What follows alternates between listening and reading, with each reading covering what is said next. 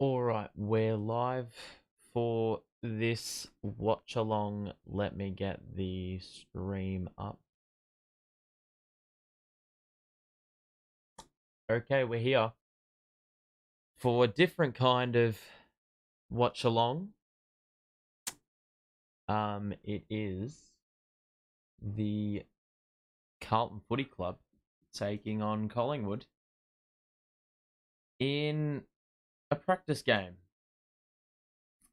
And I'm doing this primarily because why not?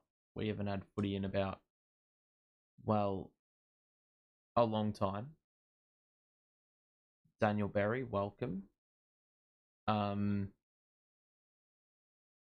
So yeah, I don't actually know when this game is starting, but I do know that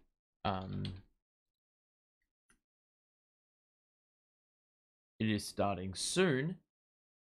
The team lineup for the Carlton Footy Club is down below me. We've got some new faces. We've got some regulars getting a run as well. Obviously, there's a long injury list, which is typical Carlton, but yeah. So we've got some. Well, we've got Ollie Hollands playing. We've got Lockie Cowan playing. We've got Josh Honey might as well be a new face. Lockie Plowman is playing, so God help us. Some players to watch potentially. Zachy Fish. Who else? Jesse Motlop has been a name that's been thrown around as a big improver. Mirkov has a spot today, so that's going to be an interesting watch given no pit net. So maybe we'll have a really good player just that hasn't been able to get any game time because he's third string. So overall, I'm pretty excited for this. Should be good fun. Those who've just joined us, welcome to the stream today. Just trying to suss out how I'm going to be doing this. Okay.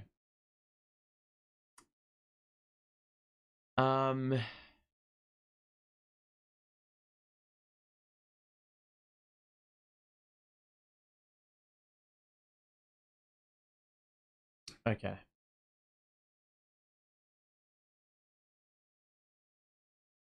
Yep. So big questions for today. There's not really that many. I mean, it's a preseason game. It's not really a gauge of anything. It's more to see what these players have been working on in the off season, what we can extract from that. It also could shape, what round one sort of looks like because there's quite a few players out, and not going to be back in time for round one. So, this is probably time to trial a few things. Adam Chera potentially could be playing in the guts. TDK, I'm interested to see where he plays because he's not going to play. Well, he's a really weird player. If we're thinking about fit, Pitnet is a completely different player to TDK. But TDK is probably a ruckman.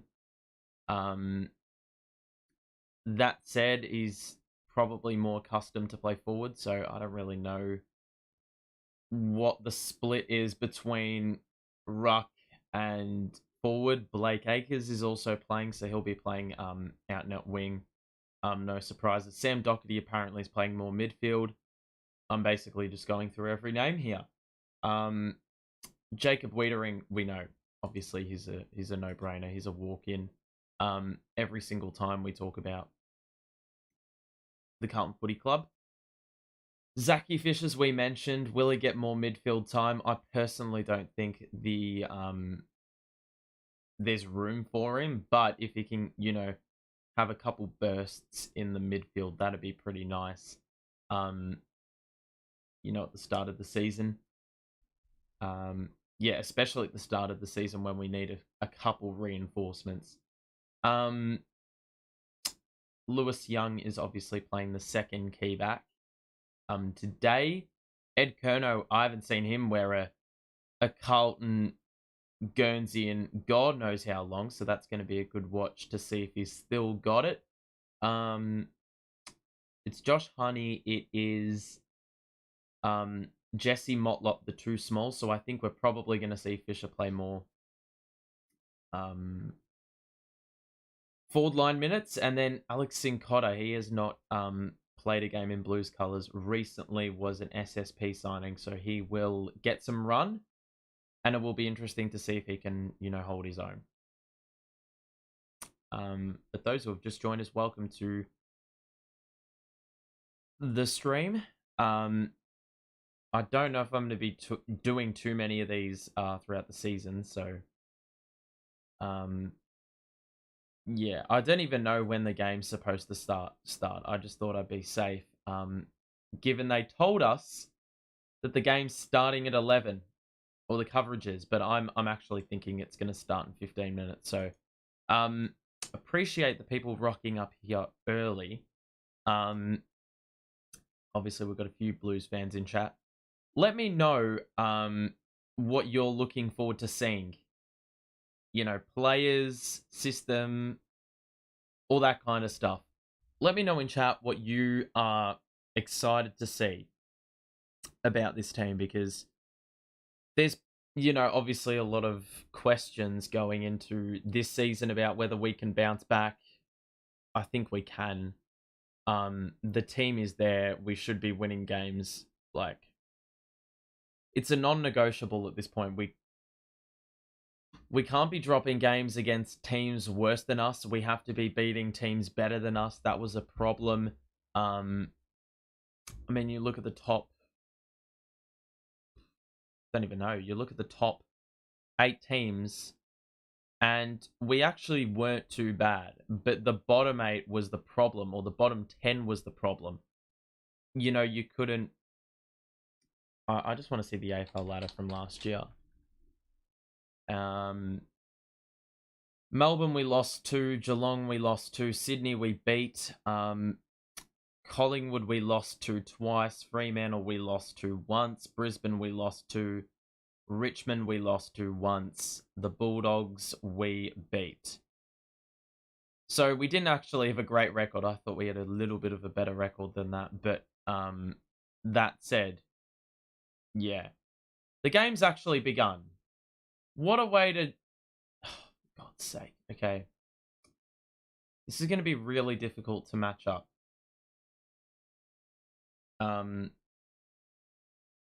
Does that work? Yeah. Okay.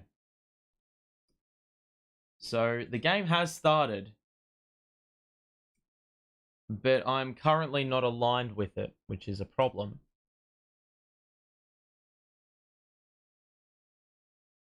So we'll fix that up in just a moment. Sorry about this. It had an add-on, so I didn't actually know that it had started. Count up. Okay, what's going on here?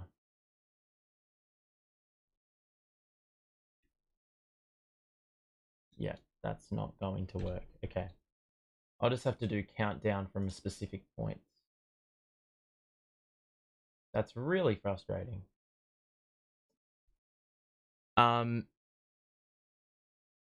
Okay, I'm just trying to have a look as well at what we're setting up with. Motlop has just taken a mark up the ground, so potentially there's a little bit more... What's the word? A little bit more responsibility on those guys.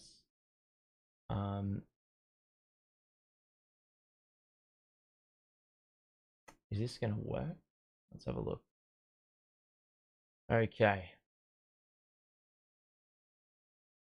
Yep, it's not going to work. Fuck's sake. Okay. Hang on. 4 minutes divided by... Okay. Okay. So I'm just going to put it at that, and we will align it in about a minute or so. Collingwood have got it on the wing, and it's Elliott with the lead up. He just dropped it. I don't know who number 23 is. I think that's Bobby Hill, and Lipinski is taking a mark in the 50. And a short kick. We did not man up. And Pendlebury, a bit unselfish. Adams is just going to be able to waltz in and kick a goal. That is the first one of the game for the Pies.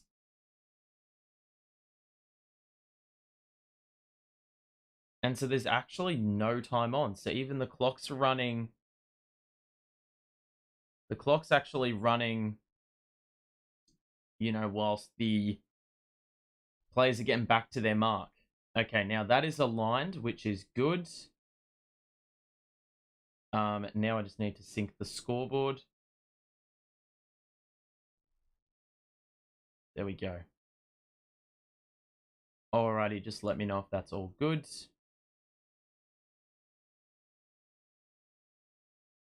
Okay. The game has started. Yeah, I just completely missed the mark. We're finally up to date, and I can actually commentate this thing, but so far I can't really get a gauge of anything because I've been too focused on other shit. But the ball was thrown up. Sardi off the half-back line. Releases, I believe that was Cripper on the right. Hewitt, short pass, and we got Akers out wide, about 70 out. He did not go for the gamble in the middle of the ground where Cripps had offered.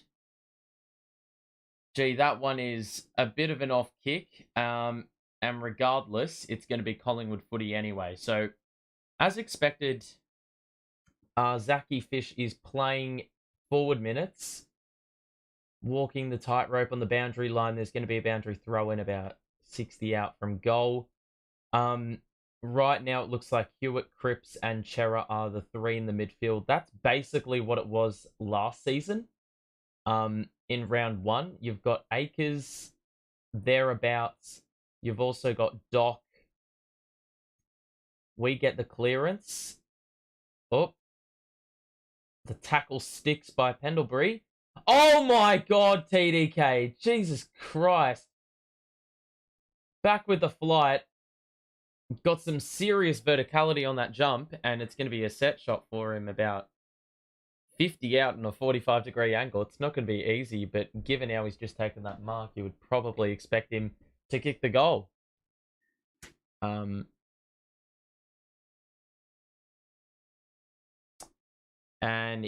oh, there we go. Good crumbing by Carlton.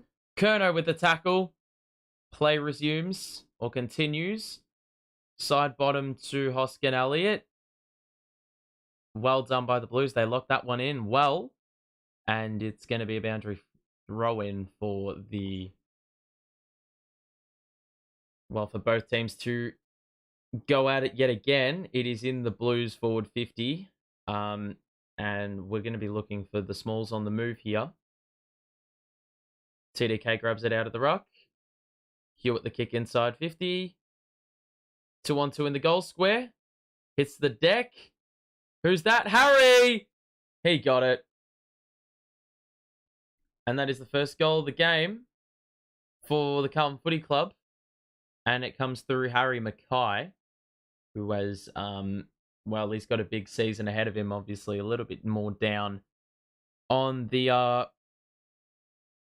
goals, last season compared to the season before. Obviously, Charlie had more share, but I think the big thing for those two is just they've got to get out of the way of each other, because it was very, very, it was a bit of a habit of theirs to be able, or to constantly get in each other's way. I felt like there wasn't enough separation at times, and that would make things a lot easier for Collingwood to pick off, kicks inside the forward 50. It depended on quality some of the time, but, yeah.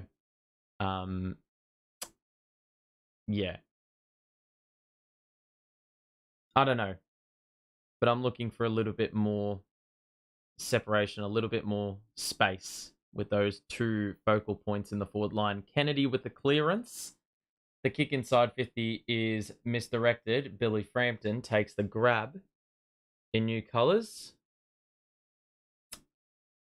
And Frampton will go down the line on the far side. I do think there was a push out, which the umpire also saw. Couple little things to note. There are 4 umpires. There are also 4 quarters worth 25 minutes of no time on. So that's what the conditions are for today. Mitchell crumbs the ball, kicks it into the forward 50 for the Maggies, but Lockie Plowman chops it off. Words that have never been said by any commentator. Shit kick. Wiedering had to grab it, but we're okay. And we've got it on the far side with Lockie O'Brien. How do we watch it? You've got KO/Foxtel if you want to watch it. We switch it. We've got a paddock of space. Akers to Fisher, who now goes down the line to a leading Harry and takes it on the second bite of the cherry. He's going to look inside. The short kick to Hewitt. There's probably no options on if you wanted to move it further inboard. Didn't matter. We turned it over anyway, trying to find Akers. Frampton has taken a couple intercept marks, and now the Magpies will try execute the switch. It seems like they have the numbers, but that pass is to no one in particular. O'Brien gets there, slung to the ground, but he released J-Sauce, who kicks nothing. Wayward, very far to the right, and it's going to be Darcy Moore who reloads for the Magpies.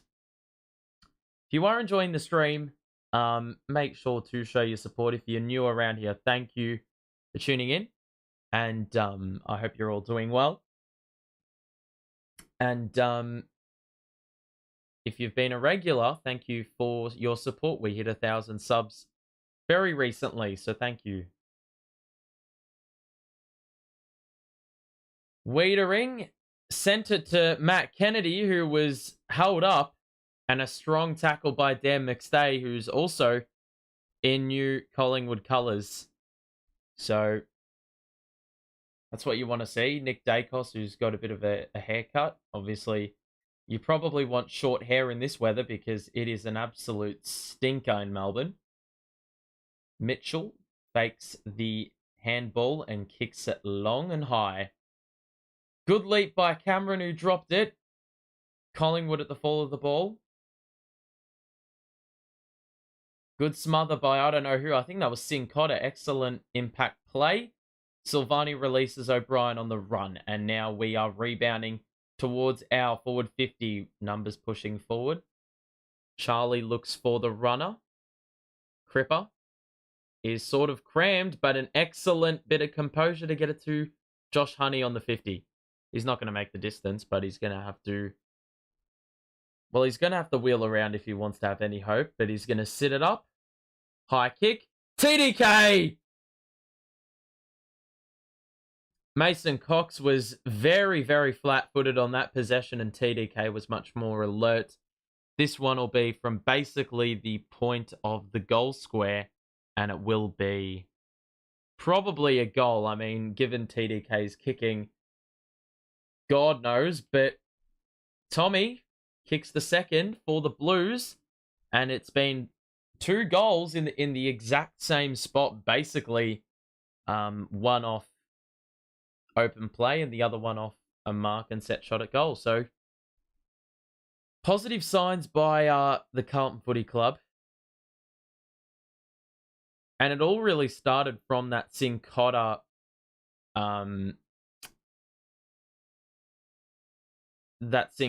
smother, on the other end.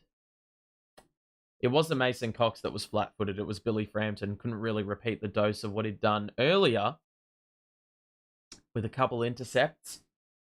So the setup, we've got Hollands on the wing. We've got Mirkov in the ruck. Hewitt, Kennedy, Chera in the middle. Akers on the other wing. So Hollands is going to get a bit of learning here because he's actually watching side bottom on the far side. Mason Cox Chera spins on the turf, was able to wiggle free, and now we've got numbers pushing forward. O'Brien fumbled it initially, but good composure. He found Chera on the edge of the center square, and he's going to look for a lead up, and he got it, but Quaynor cuts it off, looking for Charlie inside 50. So the Pies are going to look to exit relatively quickly. Jeremy Howe with a piercing ball to Bobby Hill. I've got to get used to these new jersey numbers, to be honest. Taylor Adams at about halfback. Going to send it down the line. High kick. Fist by Mirkov. 50-50 ball to win. Blues end up with it, but the handball went right over the top of, I don't know who that was. I think it was Akers, who gets it now on the near side. We got numbers. That's well worked. Get through. Good tackle by Adams, I believe it was. And now the Pies will go through the middle of the ground. Degoe's got a lot of space, and Dacos is going to sprint right down the middle channel of the ground. And he missed it to the left. As he tried to drill it from 50, he did not get a good piece of it. And it will be the Blues with the kick in. But so far, look, I think there's been a bit of good, a bit of bad to extract from this first quarter. It hasn't been great at times, but I am liking our ball movement. It seems a little bit more fluent. Motlop's at the back of this one. It got over the back of the pack. Motlop can go for goal. Sits it up to the top of the goal square, and Mirkov had prime position, but it just went through the hands. So we're going to get a boundary throw in about 10 out from the Blues goal. And it will be, I don't know who's in the ruck. I think Mirkov is going to take the responsibility, and Harry will sit in the goal square. Cameron v. Mirkov tries to tap it back. Dacos was there. Clearing kick. And marked by Sincotta. Good grab. He's a mature age recruit. He hasn't played a game, but he's huge. That one got to the back, but Murphy was there at the fall. And now Hoskin Elliott with a clearing kick under pressure. McInnes got crunched, and now the Blues will feed it to the back, and the Blues will reset. That pass wasn't clean, but Honey with a nice take. Inside 50.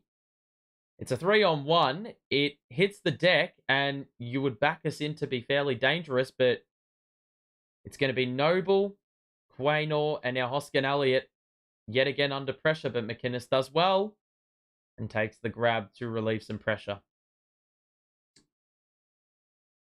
So, for the most part, Collingwood haven't really been able to do much in transition. Movement-wise, we've looked the more fluent team. We're going to execute a switch here after Collingwood turned it over. Trying to advance forward. Ed Curno's playing like back half. That's an excellent kick to release Motlop on the open side. The ball didn't get to him on the bounce, but a nice little short pass to Harry. About 45 out from goal in the pocket. So probably on the right side for a left footer to, wheel round and open the angle up a little bit. But let's see what he's got. About 17 minutes gone in this first quarter. Harry's going to kick on the left and flush it. Second goal of the game for Haz. And, that's just really simple footballing. It's just fundamentals, really. Like, they opened up the side of the ground where there were no numbers. And, simply put, the Collingwood plays, they didn't really get across, and it was just a really easy transition. Ed Curnow really opened the play up, though. He was the link up in that switch. You have to sometimes go the long way round in order to actually execute the switch. You can't just kick it 100 meters. But Ed Kerno's kick really opened it up. And granted, I didn't think Ed Kerno had a kick of that distance in him. But in the end, it's exactly what created that goal there. Chera braces the contact. We nearly got clear. That one's definitely in the back by Singh Cotter, but I've liked what I've seen so far. As we mentioned before, he's built like a brick shithouse. Like he's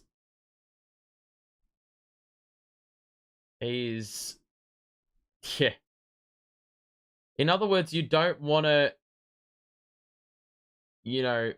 be in harm's way when he's running at the footy. Loving Ollie Holland's run so far. He's been all right. I mean, obviously, I'm still getting used to what these players or who these players are because half of them, well, not half of them, but I haven't seen some of them in a Carlton Guernsey before, so I'm still trying to figure out who's who. But overall, I think, yeah, my big extraction from the first quarter has been that the movement looks a lot more fluent. It's only game one, but, the link up is so good, and we're seeing it again. Kennedy with a shank off the inside of the foot. O'Brien has to go fetch it. The ball does not sit. Surely Lipinski got him high there. And the ball is going to spring loose. Cowan's in there. And he looks like he's also built like, definitely not built like what the age would suggest. It's going to be Carlton footy. I think it was a holding free kick. Matt Kennedy's going to take it. And that pass to Cripps was awfully low. And we have a turnover in the middle of the ground. No, we don't. Cripper was able to regather and salvage it. But a rushed kick there. We just sprung some unnecessary pressure. In a stupid situation. And now the Maggies going to go open side. McCreary. Oscar Elliott. Good pressure by Sard. The kick was rushed. It was misdirected. The clearance by Newman. And there's no numbers out there, but Harry meets it. And probably the best result we could get at centre wing on the far side. Where am I watching this? KO and Foxtel is where you can watch it. I'm watching it on KO right now. The throw in. Crisp is thereabouts. We're going to get another dead ball and a throw in. If you are enjoying the stream, make sure to drop a like and subscribe if you are new to the stream as well. I'm surprised how many fans rocked up because it is so scorching out there today. Like, I voluntarily would not go out there. Voice crack. That was a bad voice crack too. All right, Ches, back to Doherty. He's going to take the tackler on.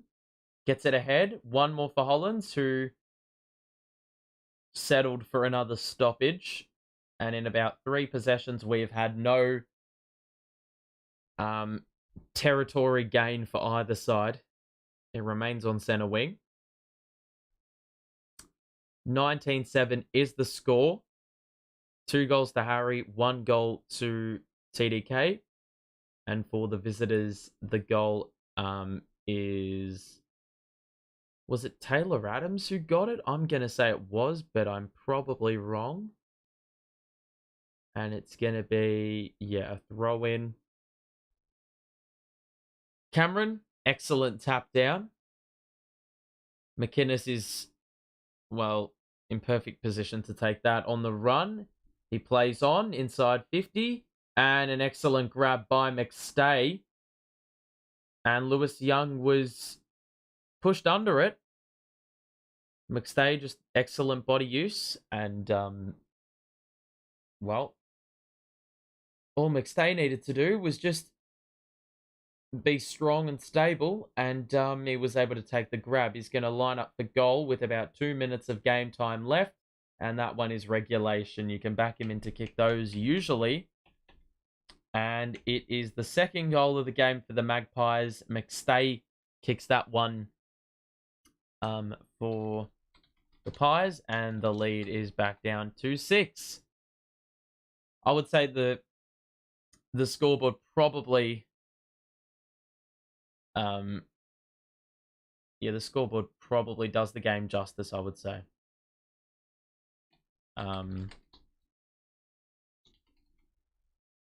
So we've probably got about a minute left or something like that.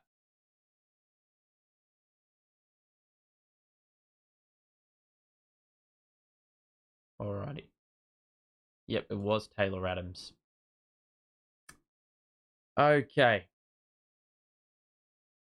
So yeah, about a minute left. Pies win the tap down and will not get the clearance. Who's going to get there first? The Goey hacks it off the ground, and Adam Sard, who was in no man's land on that occasion, he didn't impact the 50-50 ball in the middle of the ground.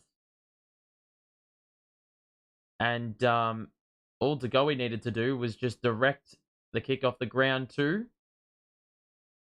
Lipinski, who was wide open. He tried to pass it to McInnes. I thought he was pushed under the ball, but it is not going to be the case, and the Blues are going to secure for the final few seconds of this first quarter. And we've got about 5 to 10 seconds left. And that should do it. Kick inside 50. Intercept marked by Newman. Cuz, what's going on here? It's 4 25-minute quarters. Why are we still going? JSOS takes the grab. The give. And now the Blues get it to Curnow. 50 out from goal. I don't know why the quarter hasn't ended yet. We're approaching 26 minutes. They said there was no time on. De Goey nearly dragged it in. The Blues end up with the loose ball. JSOS, Fisher on the outside. Centering kick. Hewitt's there, and it's going to be a mark.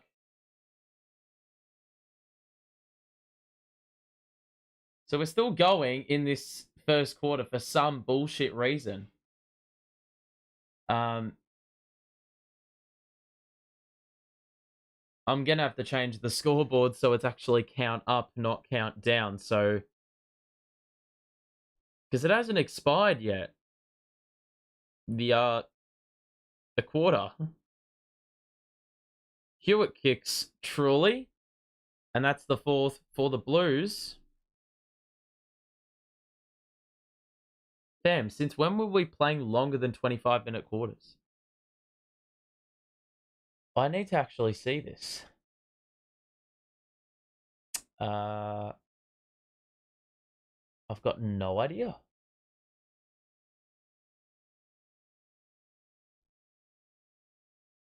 Zero idea.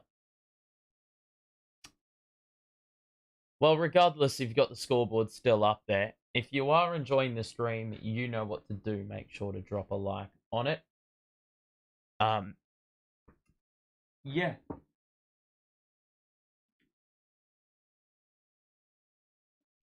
See, I'm seeing a very similar set of midfield combos. Curnow's now playing forward 50. He wins it off the clearance. Feeds it out to Akers. The pass was errant, and it finds Murphy in the corner. I've got to be making sure that my basketball commentary doesn't overlap into football commentary, because that's what I've been doing for month over month. You know, the last 5 or so months, I've been doing NBA commentary. So I'm going to probably be sprinkling in a few basketball terms, bit of basketball jargon. We win the clearance after there was a boundary throw in about 60 out, and Harry with another strong take contested over Frampton.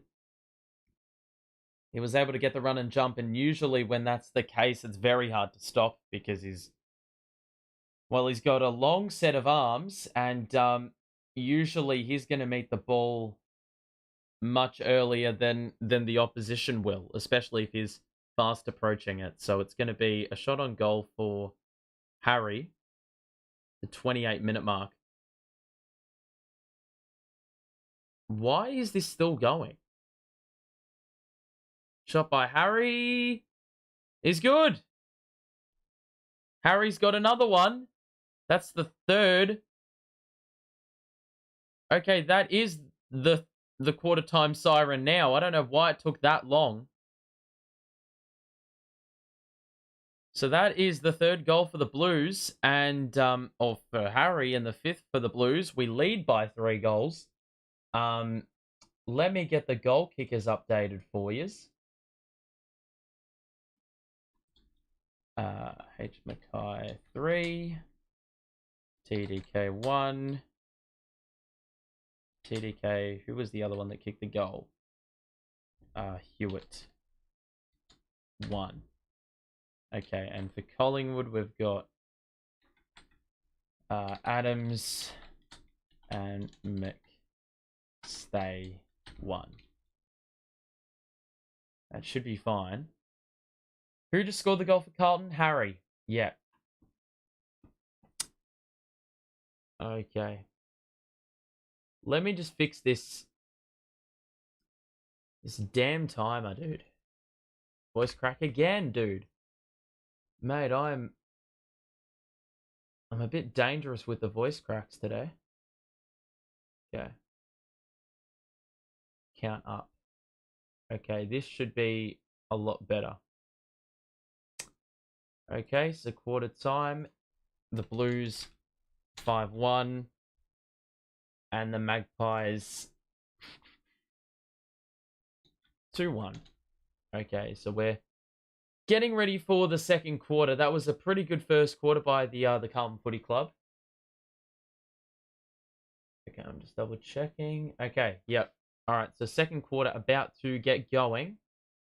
Let me know what you thought of the first quarter. But overall, as I've basically preached the entire first quarter, loving the ball movement. Harry looks pretty imposing.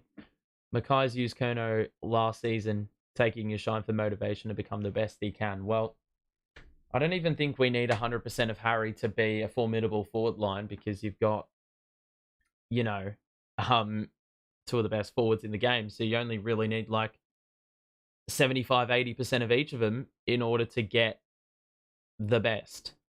Because I don't think you're going to get 100% from both of them every single game.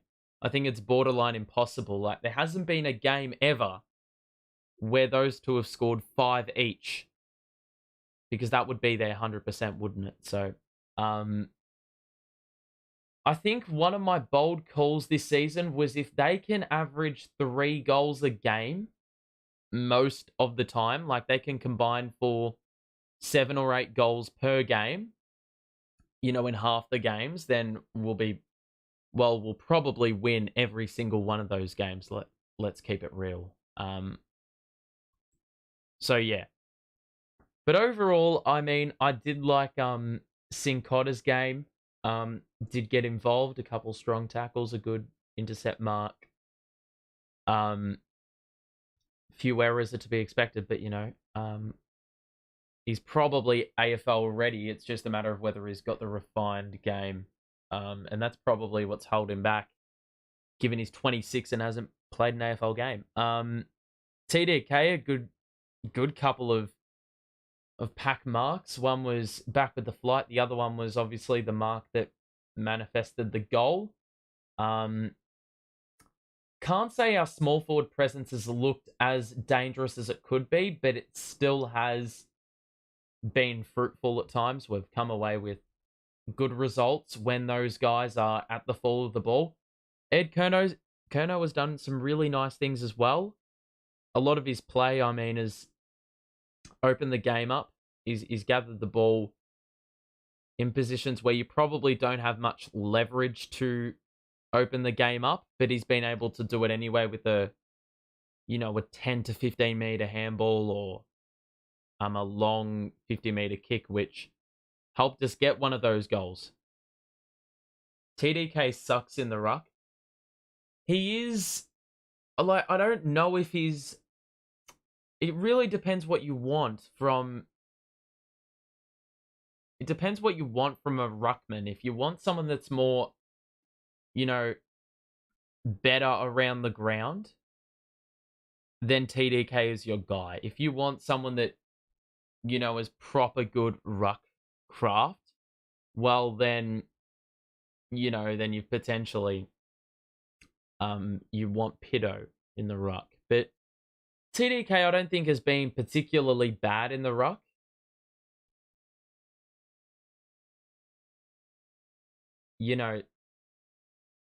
It's like TDK is still like young in AFL terms.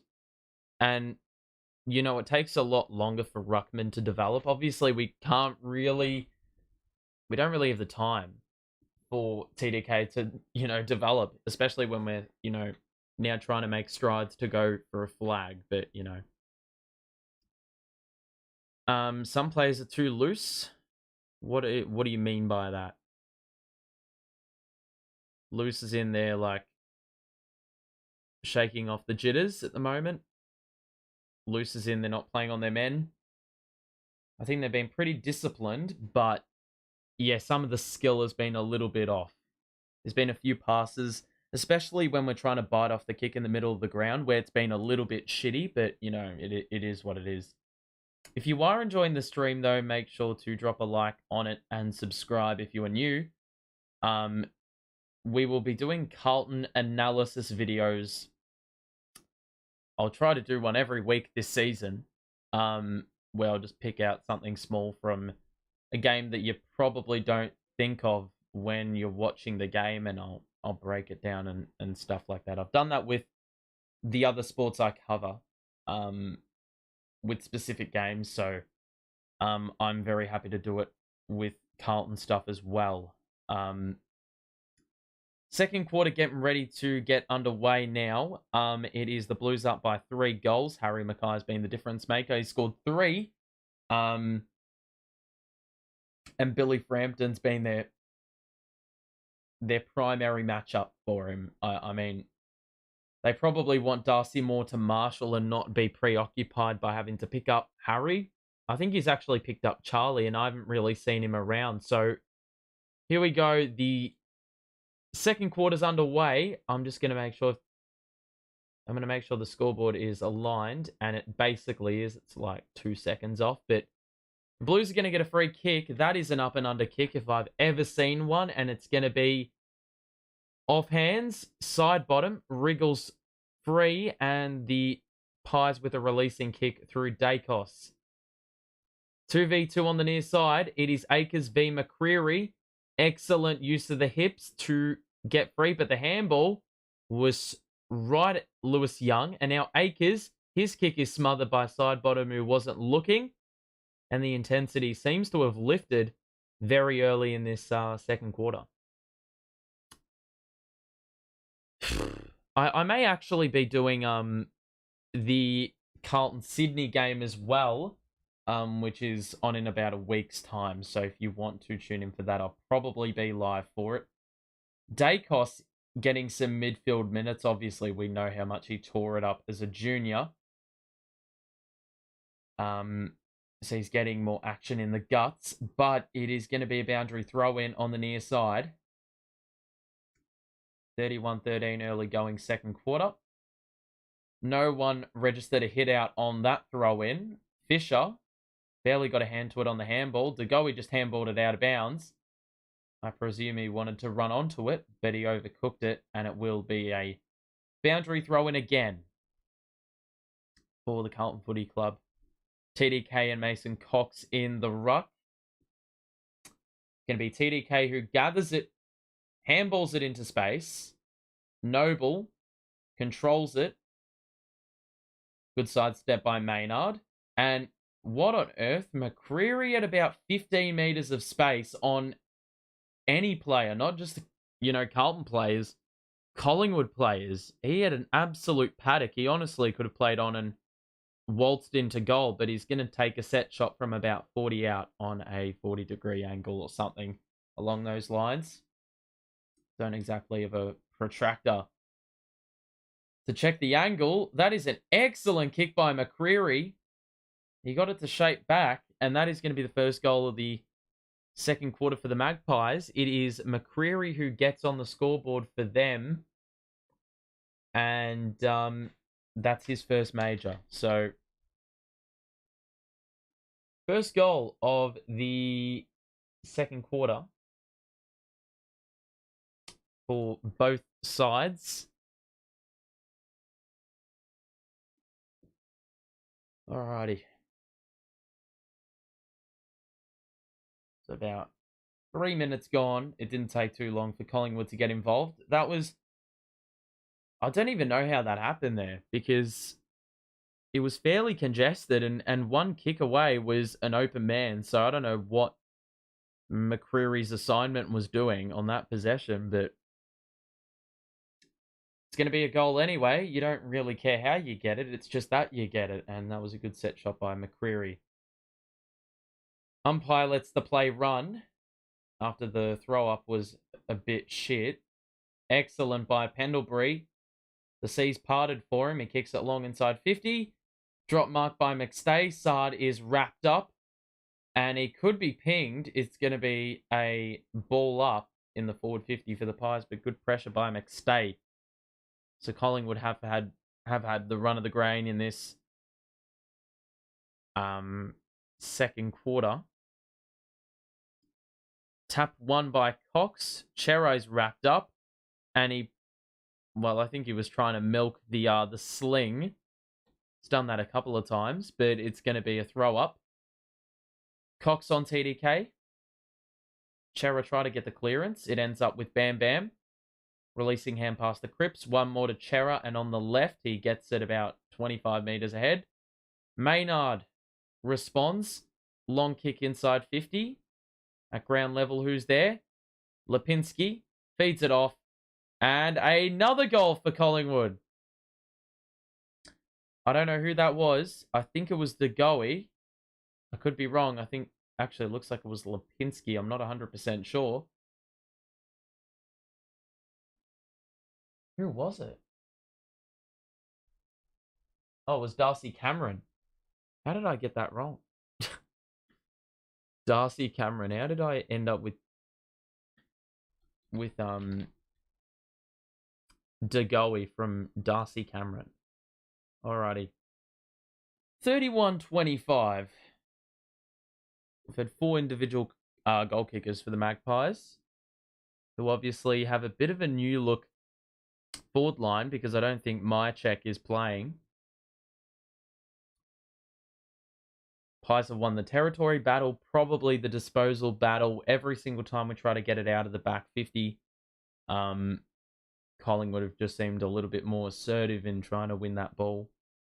And it is, well, the primary reason why they've got the first 2 of the second. Cox wins the tap.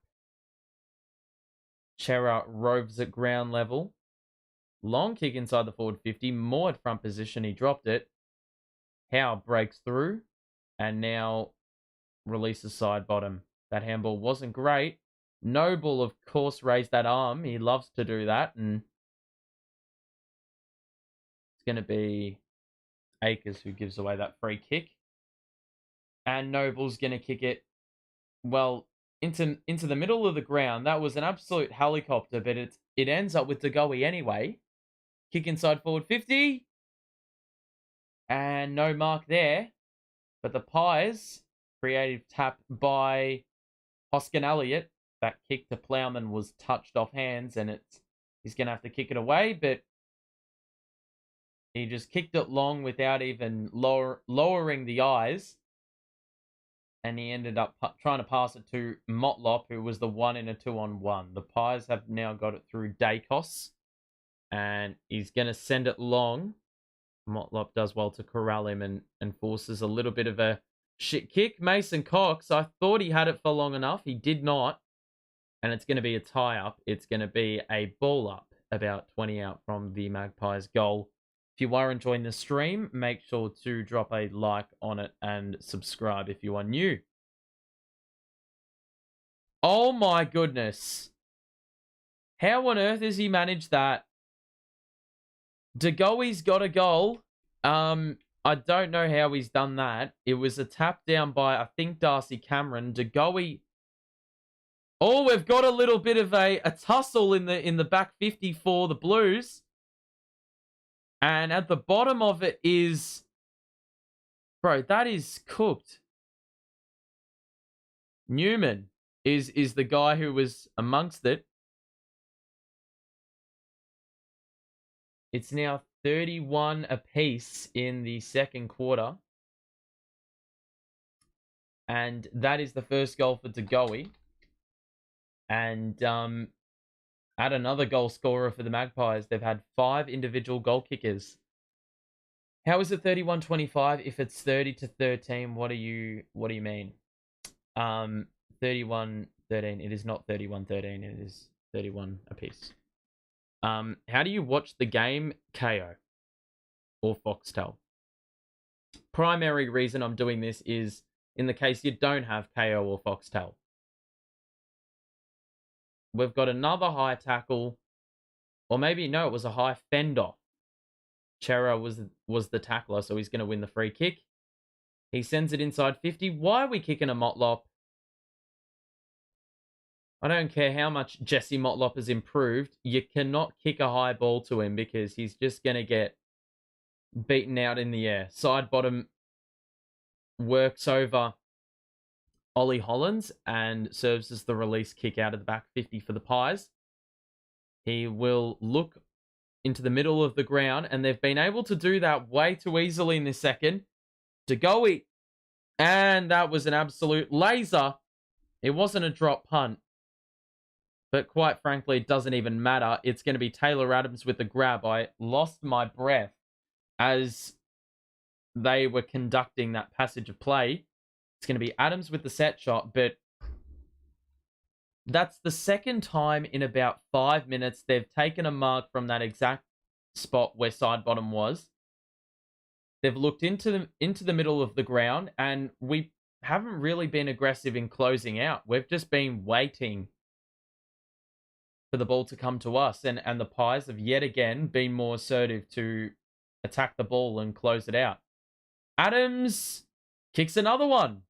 And they have got 4 goals in about 10 minutes with, no time on.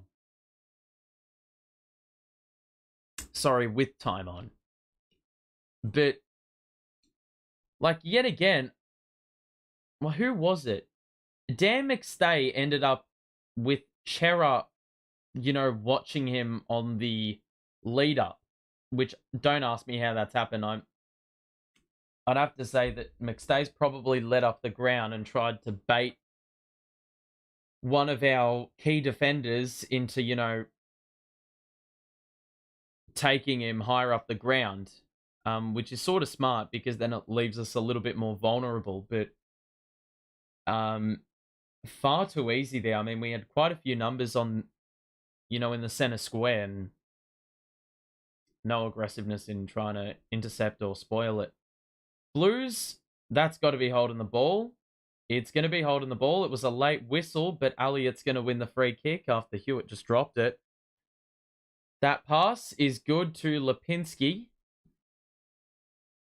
Carlton, I'm not impressed. No meaning up forward.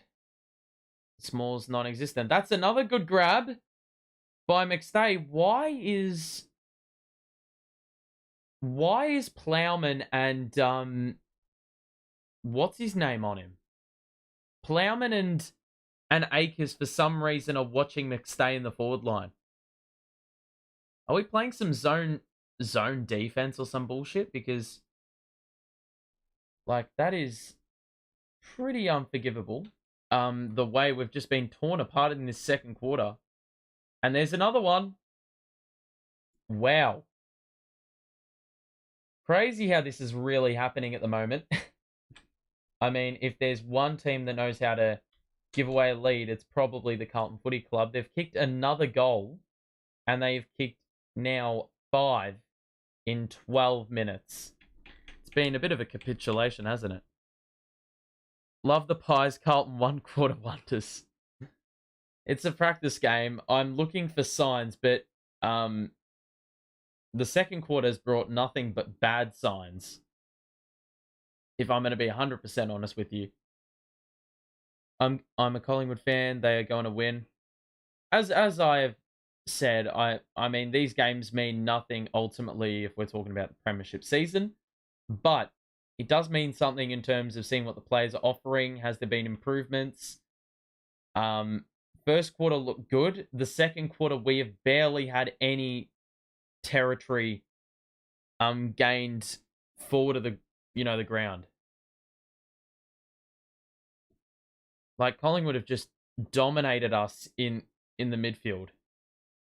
Hasn't really been any aim going forward as well. Like, those kicks yet again. Like, last season, so many times, kicking us smalls. And right now, we're not looking for the tools either. I mean, Harry kicked 3 goals in the first quarter. It does help if you can actually get the ball. Darcy Moore just got rid of defenders, said, basically, I'm a man among boys. It's going to be Carlton footy, but see, that was just way too easy. Their exit out of the back 50, Darcy Moore was just able to brush past 2. Who just kicked that for the Pies? It was McStay. Yep. So the Blues kick it inside 50. That seems a bit aimless. Blues at ground level. Quaynor is tightly watching. Who is that? Is that Jesse Motlop at the bottom of the pack? It is. He's getting absolutely... Well, he's getting closely watched. There's going to be no room for him to move. I can imagine that's probably going to be the kind of treatment he will get, especially if he plays a better brand of footy. We've got another lock-up about 40 out from goal. Same amount of people in chat. If you are enjoying, make sure to show your support. Mirkov with the knockdown. Fish has a little bit of space. He rolls it out to Wakers. He's going to have to get rid of the ball. Keeps his feet after being forced into spinning 360. It's going to be a throw in about 5 to 10 meters out in the pocket. Do we have a free kick off the ball? No. We have blood rule. 2 players actually coming off. So 43-31, in case you missed it, you can see on your screen what the score was at quarter time. You can see what the score is now halfway through the second quarter. It has been a complete flipping of the script. Goal kickers for the Magpies, 2 to Adams and 2 to McStay. And Harry's got 3 for the Blues. But to be quite honest, I've not seen anything from Harry Mackay or Charlie Curnow. I haven't seen Charlie Curnow touch the football, if I'm going to be quite honest here. Done a really good job of containing him.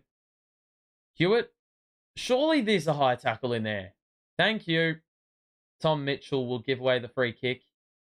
And it's going to be shots on goal, or shot on goal for George Hewitt. He's kicked 1 in this game. This is like round 23 2.0. Oh, round 23, that was... Let's just not talk about round 23, shall we? That would probably be ideal. I don't want to be discussing round 23 again. It's a new season. Hopefully it's a new day. Hewitt misses to the near side. That is a behind. And we've finally gotten on the scoreboard in this second quarter. Mackay's done more than Curnow. His impact so far has kept us in the game.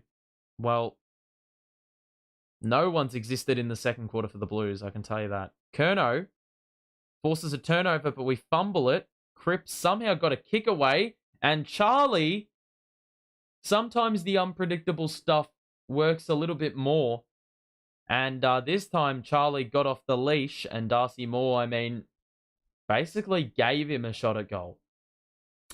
So we exceed the 17-minute mark in this second quarter, and Charlie's going to line up probably with his first possession of the game to kick his first goal of the game, and he has flushed it. First goal of the game for Charlie.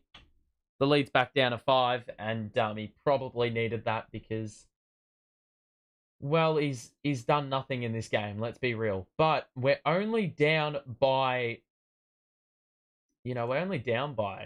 how much? 5 points. So, the fact that Charlie's had one touch, I reckon, that's going to be... I'm willing to put money on Charlie of having only had one touch in this game. Even despite that, we're only 5 points down. So we gave ourselves enough of a buffer in the first quarter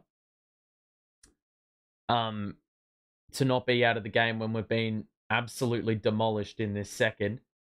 They're playing Nick Dacos in the middle, which I like if you're the Magpies and you're Magpies fans. I would be pretty excited about seeing Dacos in the midfield. It flags that he's probably going to get more minutes. Kerno, yes, just did kick that goal. Cripper flings the handball. They're going to say it's holding the ball. I thought he got a hand to it.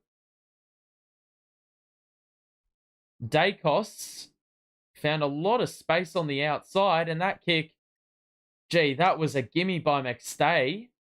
Sincotta breaks free, and that pass is chopped off by Maynard about 55 out. He's going to look inboard to Pendlebury, and this is the guy you want with command. He gave it to Howe. Oh, my life. He has launched that. He kicked it from about 55 out and cleared the line by about 10 meters. And look, usually when you've got a mark outside 50 as defenders, you're not trying to...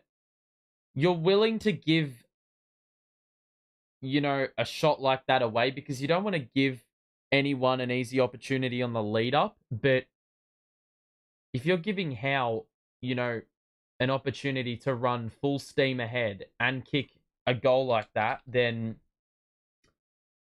you've just got to be more alert. I just feel like we're being very lethargic in this second quarter. The Pies just seem to have been hit with a rush of adrenaline. Yeah. This is giving me very...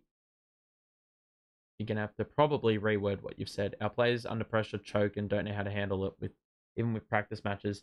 As I said, this isn't something that I get too worried about because it's the first game back.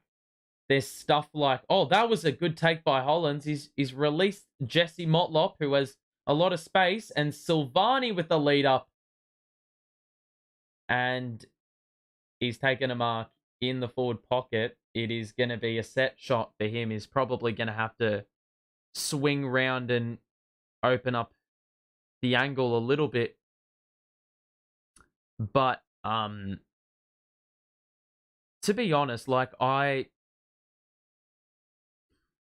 don't really feed much into the narrative of, oh, we're doing it all again. JSOS, I mean, he hasn't even gotten close to the goal there, but we've gotten a mark in the other pocket, and TDK is a little bit closer than JSOS to goal, and he's going to have to do a little bit of a check side in order to get this one. Let's see if he's been working on this in training. He's setting up as if he's going to kick a set shot. What is he doing?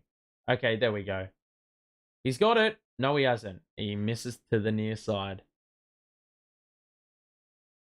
Kerno is having to do crumbing work at full forward. Why just see Motlop is nowhere to be seen to crumb the ball when it hits the deck?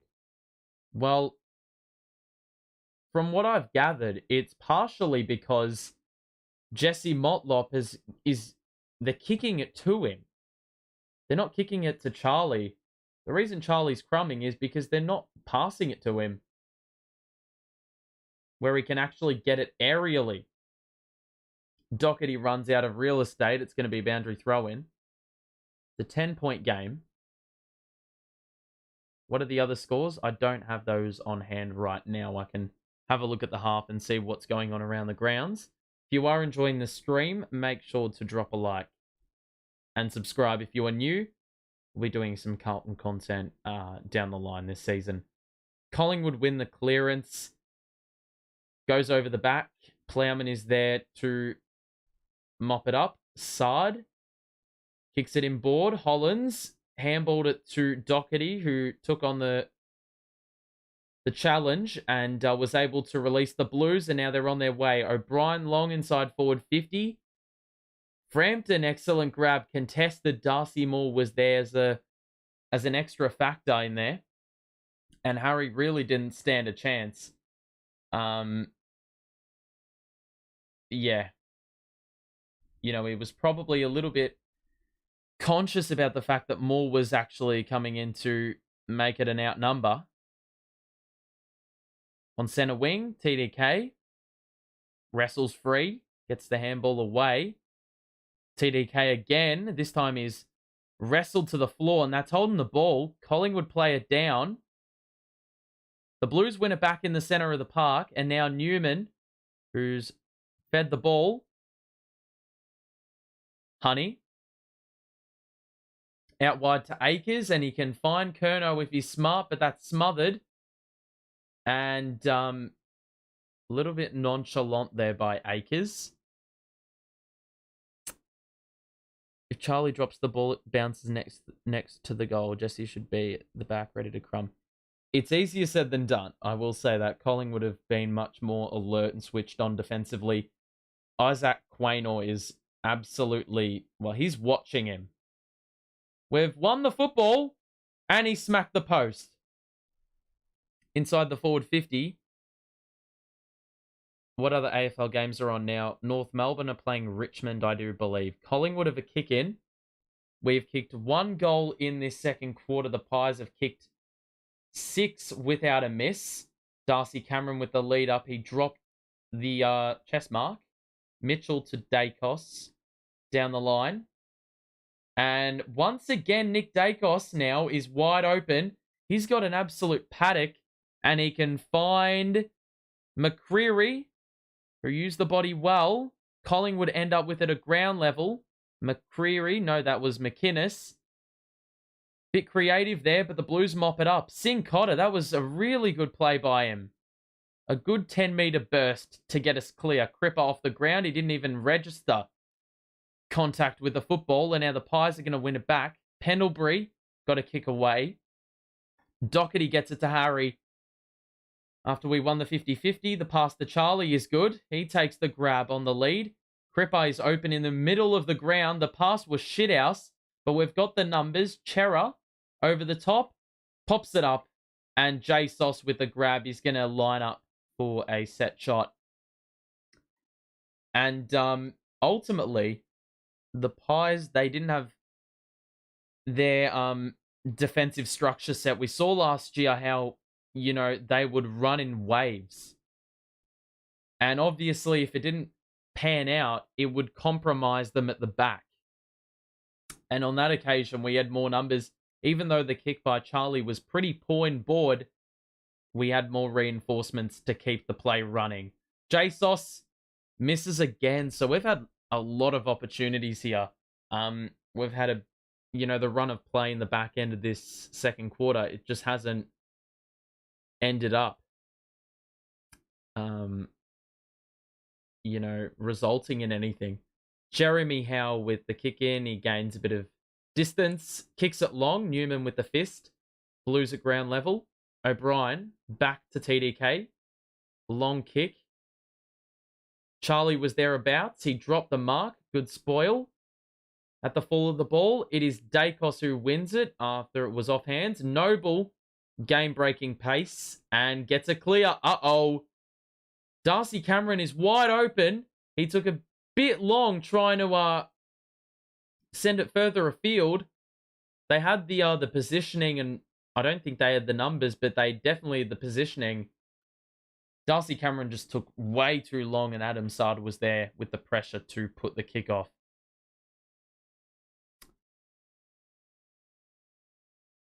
Holland's on the far side as we switch the play. Now Fisher, he's got space to run. Kick over the top of Kennedy. That's a poor kick. And the Pies will mop things up. Pendlebury back to Noble. He's got Jesus. Runs him down. And it's going to be Jack Silvani. I mean, we probably should have taken the advantage there. And Silvani with a centimetre perfect kick to Akers. And even despite not taking the advantage, there were players open. And Akers will line up to kick his first goal in Blues colours. It obviously doesn't really count, let's be real. But that said, it's going to matter with the scoreboard today. It's going to count on the scoreboard today, should I say. Akers directly in front, kicks the goal. He absolutely flushed it. And there is the first goal for Blake Akers in a Carlton uniform. It's a practice match. Yeah, I'm not thinking too much into this. I'm making observations, but that said, I'm not overreacting at anything. I will say the goal kicking is what it is, but if there's a game you want to iron things out, it's probably now.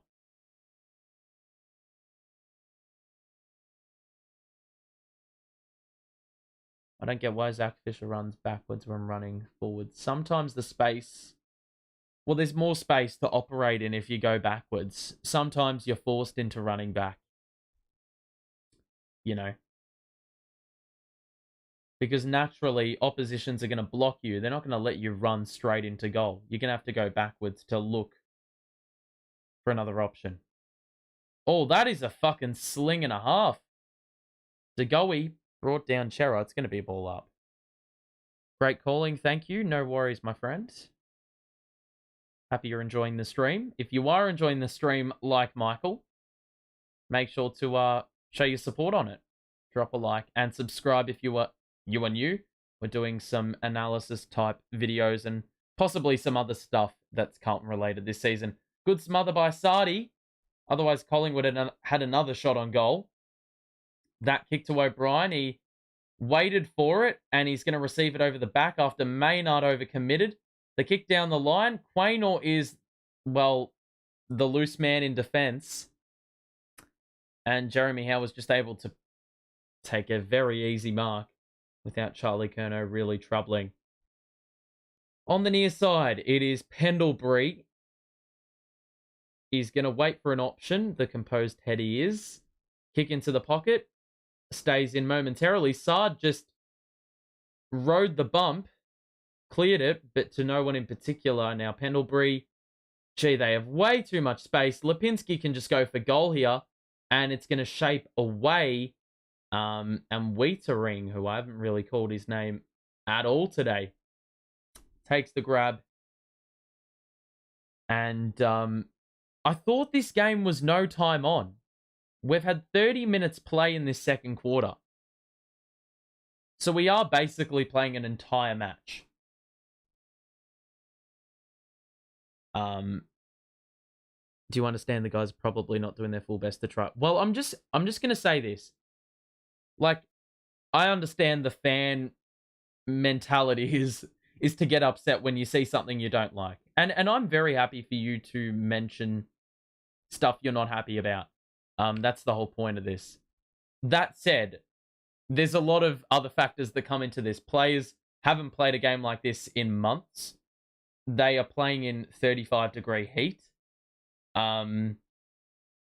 Systems aren't set. They're trying new things. They're experimenting new things. So things aren't necessarily going to be refined or perfect, As I said, if you want to iron out the kinks, now's the time you want to do it. Collingwood have it on the far side. And finally, we've got the quarter having ended. That is it. That is the first half done and dusted. It is a 2-point game. And let me just get the... Yep. The scoreboard stopped that is the halftime break. Let me get the scoreline updated. You can see via the quarter by quarter outlook. Let me just change the scoreboard there. You can see that at well, in that second quarter we got dominated. Especially in that opening 12 minutes, they scored, I think, 5 of their 6 goals. And then we're able to wrestle back control well. But overall, you think about things that, things that I've liked today. I have liked Sincotta's game. For a first gamer, he's been pretty good. He's been pretty solid. He hasn't really seemed too scared of it. He's been very ferocious every time he attacks the ball at full speed. And he's done some really nice things. I have liked Ollie Holland's game. For the most part, he's been pretty good in link-up play.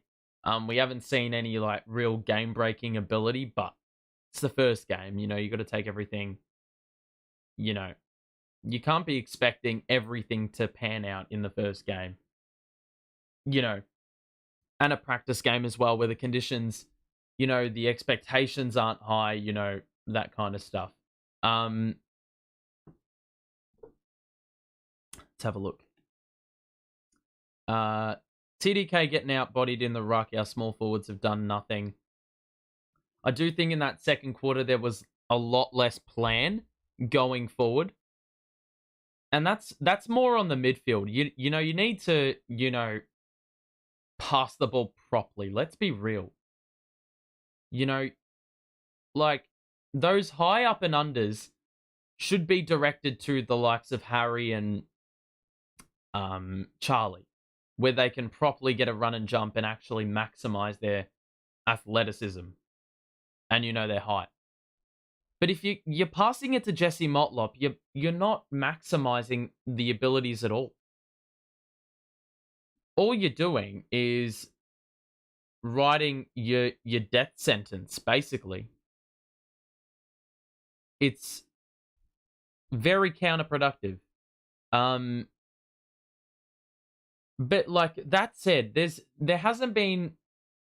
been a lot of good ball movement for the Magpies in the sense that they've been able to kick it into the middle of the ground, and we have not done well to contain them. They've had a lot of run on the outside as well, and that also has not been given enough attention. They've really been able to, I guarantee Michael Voss at halftime is, even though it's a practice game, you've got to set the standard, especially for a team who's aspiring to be better this season. You cannot accept what we did in that second quarter. That said, we got smashed in those opening 12 minutes. And we had the same amount of scoring shots. So if you want to take all the bad and throw it aside, you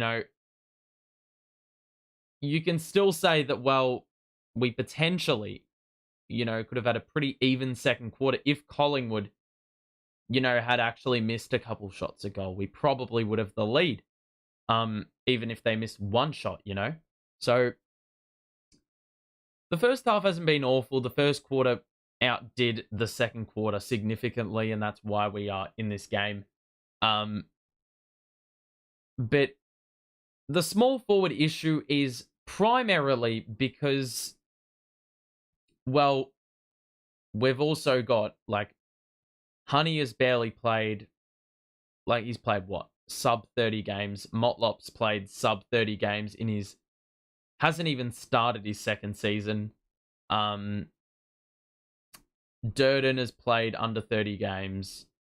Always has played under 50 games. I think he's played more than 30, but those kind of things.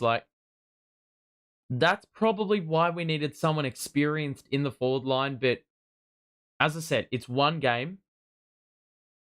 If you are in my Nets streams where, obviously, basketball. I constantly stress this, and I'm going to stress it again. Do not overreact. It's a practice match. If let's say that, Jesse Motlop plays like shit, which, I mean, the kid doesn't even deserve criticism. When, the service going into the forward 50 has been utterly awful. But, I just lost my train of thought. But, there's no reason to overreact about this stuff, because you can say to, a player like that, the assistant coaches, the forward coaches can say to him, oh, look, we've seen what you've done here. We've seen the treatment you get. We've seen your movements, the things you did right, the things you did wrong. And what we're going to do is we're going to rectify that stuff. We're going to refine, what's worked, what doesn't work. As a crummer, the service doesn't need to be good. Well, he can't crumb the ball if you're kicking to him a high up and under, because he is then obligated to try mark it.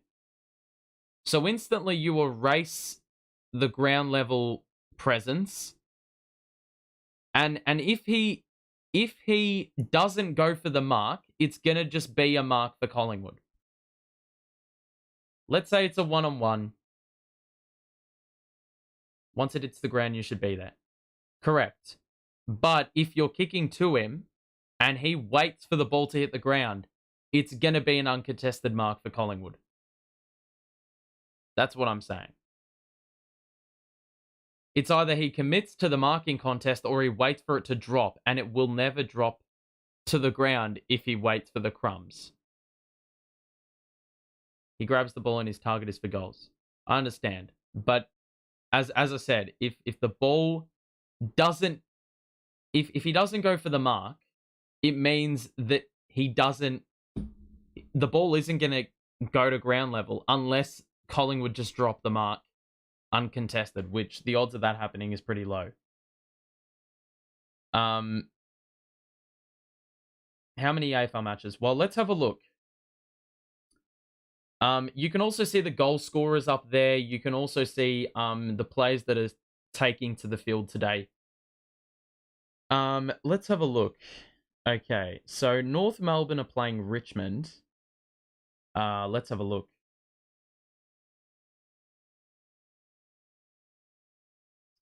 Currently, Richmond are up 10. Salty Carlton fan. Are you talking about me or someone else? Because I'm not salty. I'm pretty cool, calm, and collected. Yeah, so it's a 75-65 lead for Richmond. And I don't know if there's any other games on. Of course, I'm salty. I still haven't gotten over last season. Hey, haven't we all? Yeah. All this pent-up frustration, we never actually got it to voice crack. We never got it. We never were able to take it out on anyone or anything. Now it's all being vented. There is a game. Sydney-Brisbane has just started as well. That's a really good game. Granted, obviously not for points, but in the regular season, that is a box office type game, I would imagine. I do love a bit of banter, though. TDKN and Ruckman play him in defense, and why isn't Dow playing? I actually don't know why Paddy Dow isn't playing. I think he's probably playing with the VFL team. Sydney are up by 5, I do believe. What are your thoughts on the addition of McStay to the Pies? If I'm going to be completely honest with that, I mean, I'm not really one to talk about oppositions and stuff. Because I don't think it's my place. I don't really know what I'm talking about when it comes to Collingwood, or any team other than other than in Carlton. But if we're talking about McStay, I do think that McStay is A, overpaid, and B, I don't think he's the answer. Because he's not like, when you think about Charlie and Harry, you think about Cameron and Hawkins, he's not even close to that ballpark. He's averaged 2 goals a game. Has he even? I don't even know what he scored last season goal-wise. So I personally don't think he's the answer, but then again, he could prove me wrong and I'll look like a complete, clown. I also will own that. I'm not the kind that will make a mistake and then not say, or say that I didn't say it when I clearly did say it. So let all the anger out, because when I left the ground that day, I was acting like I was okay, but I was angry, ready to rumble. I tell you what, when I watched the Carlton Collingwood game live, I seriously was, I actually laughed. I remember when the siren went, I laughed. I was just like, this is the most Carlton thing I've ever seen in my life. No exaggeration. It was, oh man, what an experience. We've got 62 people in chat. Somehow we have more people in chat than any other point when the game was actually on. Share in the chat. Where were you, or how did you react to the round 23 loss? I need to know this. I need to know this, just for my sanity.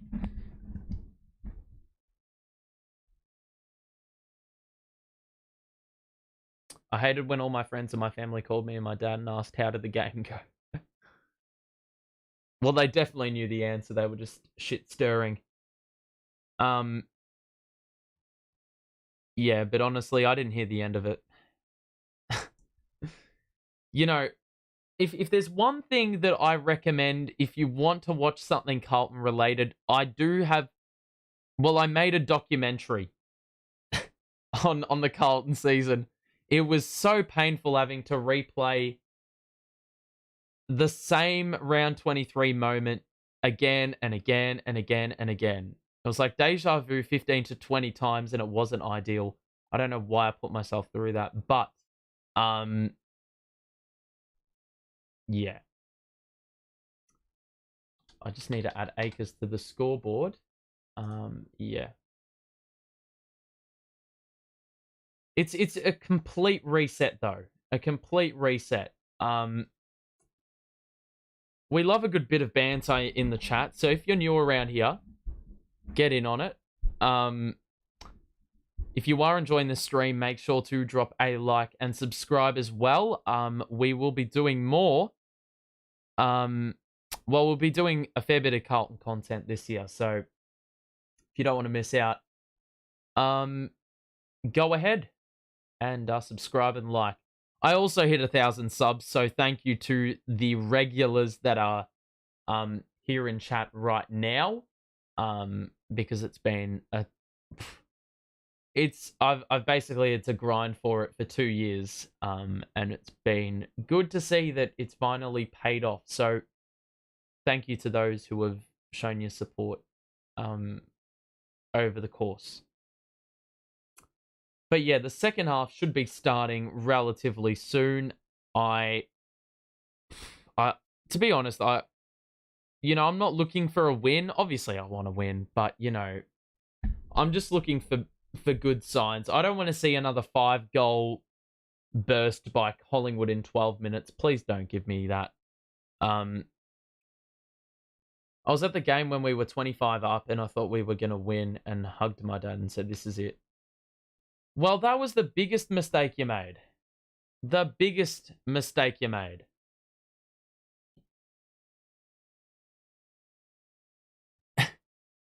No lead is safe with Carlton ever. Ever. I I remember saying to my friend at 3/4 time, I said to him, all we need to do is not get outscored by 25. And what happened? We got outscored by 25. Um, I ultimately, I know a thing or two about sabotaging my own teams. As a Pie supporter, I was amazed it wasn't the other way around. Collingwood would have been stealing defeat from the jaws of victory. Well, yeah. I think you mean stealing victory from the jaws of defeat. Wait. I don't know. Regardless, yeah, I get the idea. Yeah. Well, last season, it was just like common. It was more common that Collingwood would be in a close game decided under a goal than it would be an actual, yeah, an actual win, a convincing win. So the second half is going to get underway shortly. To recap the first half, we kicked 5 in the first quarter. Harry kicked 3 goals. And then in the second quarter, Collingwood kicked as many goals as we did the entire first quarter in 12 minutes. They've gotten 2 goals from Taylor Adams and Dan McStay. And they were able to even the ledger out. It's a 2-point game at halftime. This game is to be won by either side. Pretty good crowd in for this game. I didn't expect this many people to be there. You know, obviously, 2 of the biggest teams in the land. Yeah. And both teams with pretty high expectations set by the fans. So, you know, obviously they want to get a first glimpse of what these teams have to offer. Yeah. But overall, not a bad first half by any means. There's also a donation button if you want to donate. It's you're not obligated to do that either. There is a donate button though. If you feel like the stream warrants a donation at any point. Second half should be starting soon. It has been incredibly long since we actually had game time. I don't know how long the break is, but yeah. If you are new around here, welcome to the stream. Let me know if you're liking the overlay and the kind of stuff that I've got on the screen for you to look at. As you know, as you can see, the quarter by quarter, the goal kickers, the lineup, you can see it all there. So let me know if that's something you'll like. Because as I said, I need constructive criticism as much as possible. You've got to hold me accountable for stuff that doesn't look right or you want something added. I can add it. So, you know, make sure to let me know if you want something added to the stream experience. Anyway, the third quarter's about to kick off. It was the loss we needed to have. What doesn't kill you makes you stronger, people. So, third quarter should be underway very shortly.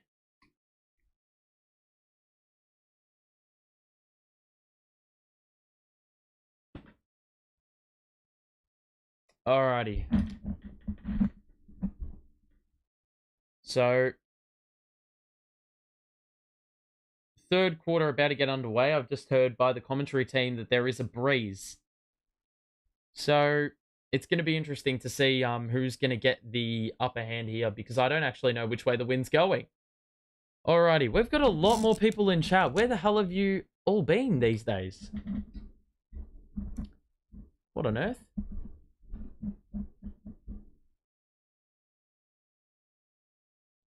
Welcome to the stream, everyone who's filing in now for the second half. 80 people in chat. That is the peak for this stream today. So good to see you all. Say hello and introduce yourselves if you're new around here. Don't feel uncomfortable in this situation. You know, this is a safe space. All discussion is welcome. Whether I agree or disagree with it, I'm gonna value every single opinion there is. Alrighty, the second half's about to get underway, and it is a 2-point lead for the Magpies, and it will be a ball up with TDK and Darcy Cameron in the ruck. Here we go. Let me just...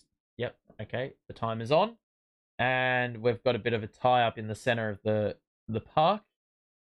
Mitchell is taken high by De Koning, and it will be Mitchell who's going to give it off to De Goey.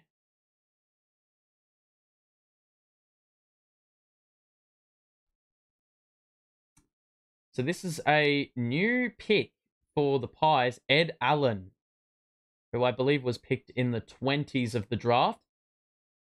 Oh my life, it's play on! Doherty. Ball falls freely, and now it's out the back. It's a 3-on-2 in the favor of the Blues, but the Pies were in the right position. It goes the other way, and now the Blues end up with it. Change of direction by Cowan. Nice bit of composure to feed Akers. Past the Cripps over the shoulder, and he's got Fisher. Handball over the top. Charlie is closed out, but good strength there. Motlop is thereabouts. Fisher, J-Sauce, get the kick away. He found Hollands. Kick the goal. Yes! Whoop. There we go. Get in, lad. Alrighty. First goal of the second half of the Blues, and it did start with that 50-50 win by Jesse Motlop at ground level. We were talking about it all of halftime, how the small forwards didn't exist, but Motlop was able to... He didn't win the 50-50, but he was able to knock it in the direction of another Blues player, which ultimately allowed us to get the numbers and kick Truly, even though it wasn't very clean. First goal for your boy Hollands in a blue jersey to go with Akers in that department. Motlop caught behind again. He's never where he has to be. He was caught behind, yeah. It was pretty poor positioning, but as far as ground level stuff goes, I mean, we were talking about ground level stuff all of halftime. He did well in that regard to even things out from a pretty disadvantageous position. Gee, that was clean by the Pies. Straight out the middle, tap. Rove hit the target, going inside forward 50, and Elliott did not have to break stride. So it will be a set shot for Elliott. He's going to take the kick from the 50-meter paint. Right idea by Elliott. He had a couple open numbers on the far side. Wasn't able to get it there, but the Pies end up with it. They had to backtrack and reload. Go back to go forward. And is it going to go out? Nope. Cowan is locked up. It's going to be a ball up in the forward pocket. So I'm assuming that some plays that didn't get run in the first half are in the second half. We're seeing Ed Allen for Collingwood. Ash Johnson wasn't playing in the first half. He is now. I think Darcy Moore's getting... Is he getting a rest?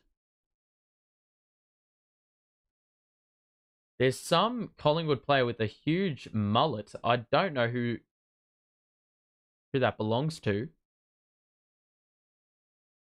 Boundary throw-in for both teams to compete. Akers, handball to Doherty. Underground hand pass to Hewitt. Walking a tightrope. And an intercept mark.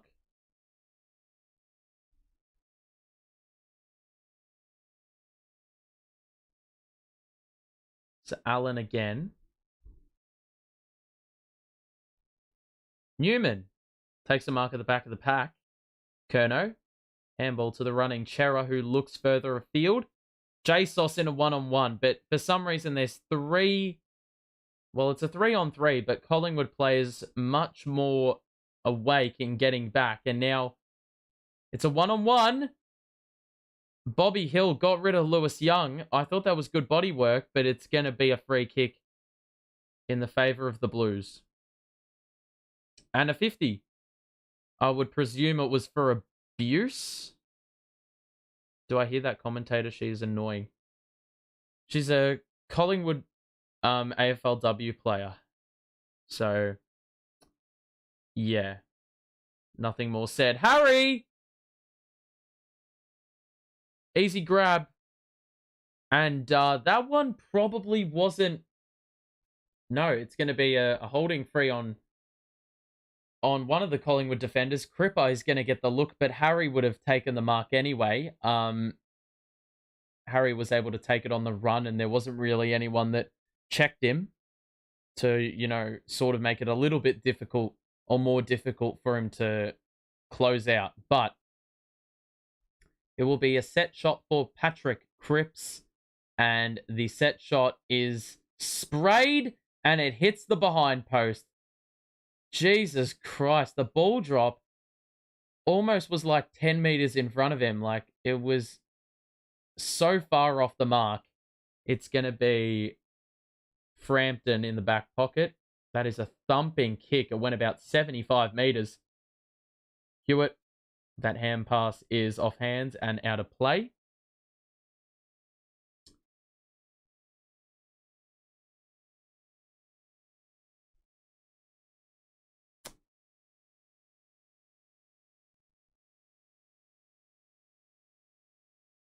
So Mirkov v Cameron in the ruck.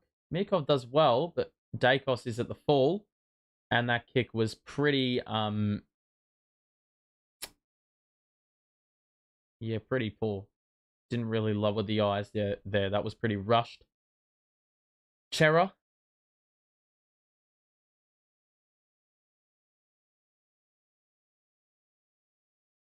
He's going to kick it long.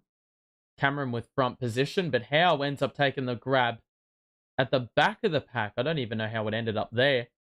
Now Noble with a bit of space to run. He draws the man, Dacos. That handball was a bit ropes by, I don't know his name. Number 24 for the Pies. Please educate me, Collingwood fans, on who that is. Noble. Zach Williams is out for the season. Oh, that's a crunching grab by Lewis Young. He's not happy about it. Ash Johnson with a pretty poor closeout there. I mean, he was never going to meet the ball, and he's just full on shoulder charged Lewis Young in the back. So he's actually going to get a ping at goal. And he's going to be taking this one from about 35 to 40 out. If he was going to do a drop punt and kick it out on the full, then he should have done a snap. You never, ever do a snap from straight in front. I don't know how much you practice it at training. I don't care how good you think you are at it. Don't do it. More often than not, it results in tragedy. So, Lewis Young with the set shot. I don't really know if he's known for goal kicking in training, whether he practices a few of these, but based off that kick, he definitely isn't. He's absolutely swung that out to the left, and it will be a minor score. So 54-49. 8.5 gone, third quarter, and it is a 5-point lead. We have held Collingwood scoreless. We've only kicked 1 goal, with all the run of the play. Out wide. Gee, that's good ball movement by the Pies. They got a lot of space to run here. Elliott is corralled by Sard. The kick inboard to DeGoey. Matt Kennedy wraps him up. DeGoey was looking for the boundary. It's not going to get there. And now Doc will look for the relieving kick, and a good lead up by Charlie. Down the line, Bam Bam gets it over the top. We got Fisher, who's got about 10 meters on the opponent. Is he going to go for goal? He shrugs the tackler. The snap is off. 55-49, but good ball movement. It looked like we were going to give away a score. Collingwood had advanced the ball pretty well. Kennedy holds up the ball movement with a good tackle at about half back, and we rebound strongly. Caught Collingwood off guard, but we've got to kick those goals, man. Zachy Fish, I can't help but think he probably should have taken a bit more ground because he had a fair bit of space to run into. I mean, he'd gotten rid of the threat.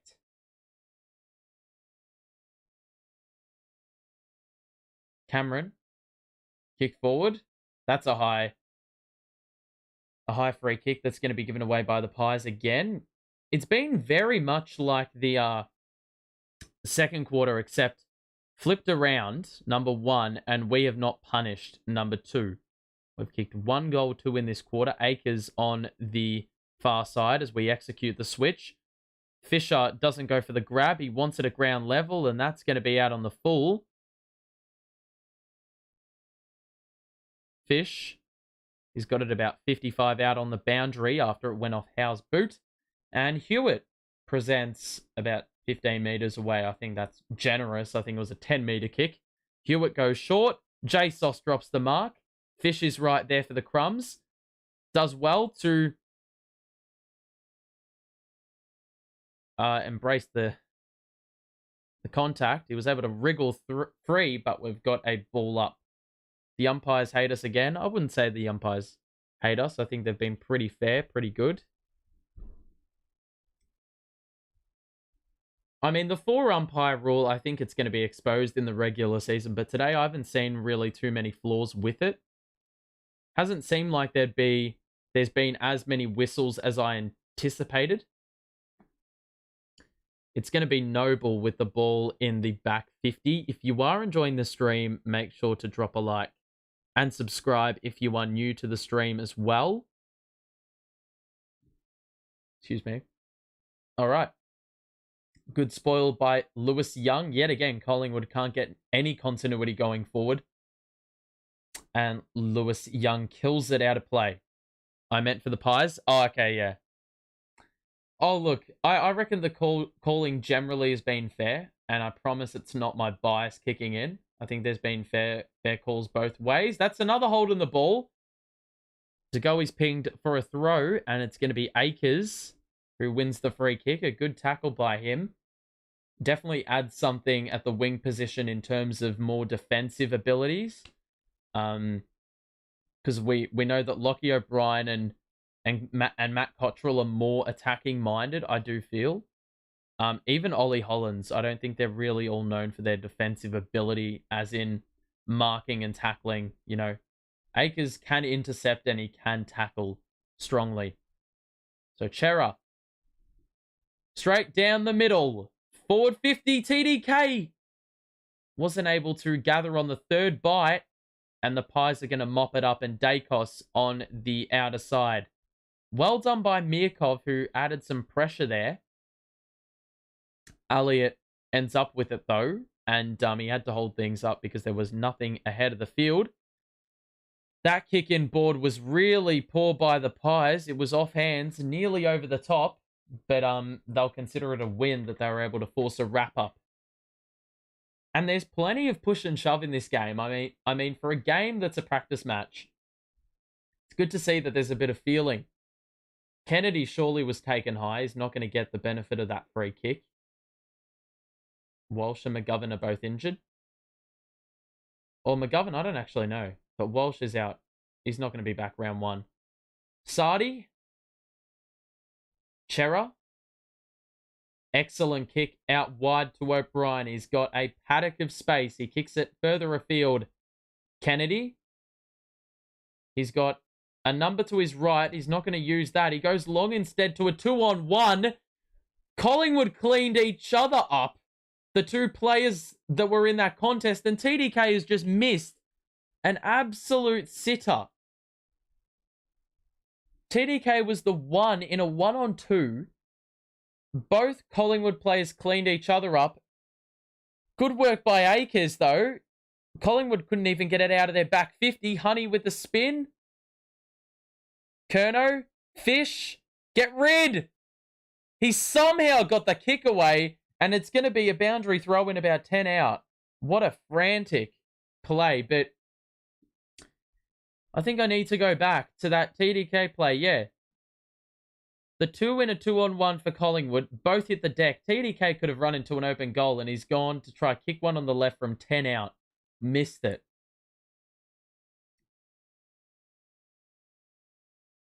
So we have had all the run of play.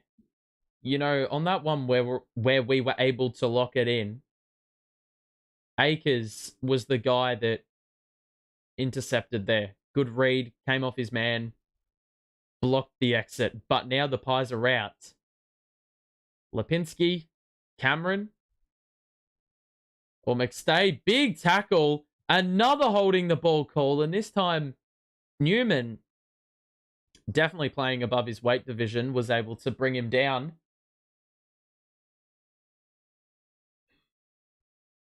Newman goes down the line. Mackay wasn't even looking at the ball. It borderline was a little bit of a falcon there.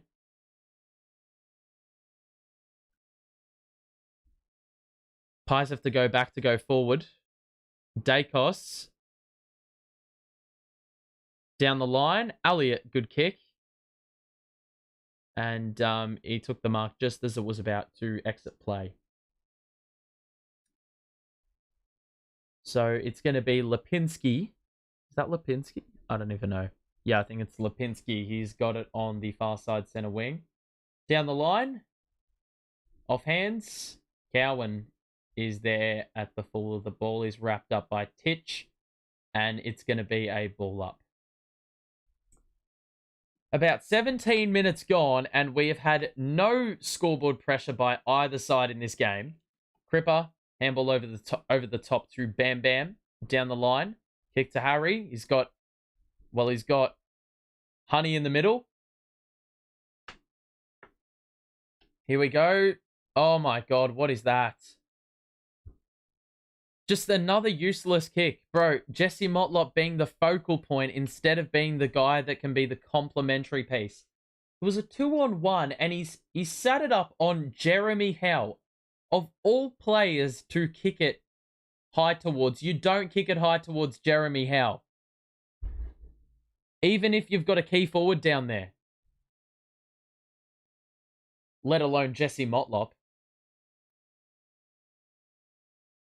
Yet again, the Pies can't get it past halfway. We're going to reload again. That's an excellent kick. And Jesse Motlop got pushed way after he took the mark. He's going to give it to Kennedy on the run. Who kicks it? Straight! Finally! Oh, my life. Damn. Far out. It took long enough. Bloody hell. Alrighty. There's a goal. Finally, we've got one. Took long enough. That is the first of the game for Bam Bam. And that is our second of the quarter. Despite having all the play, it is only our second goal of this quarter.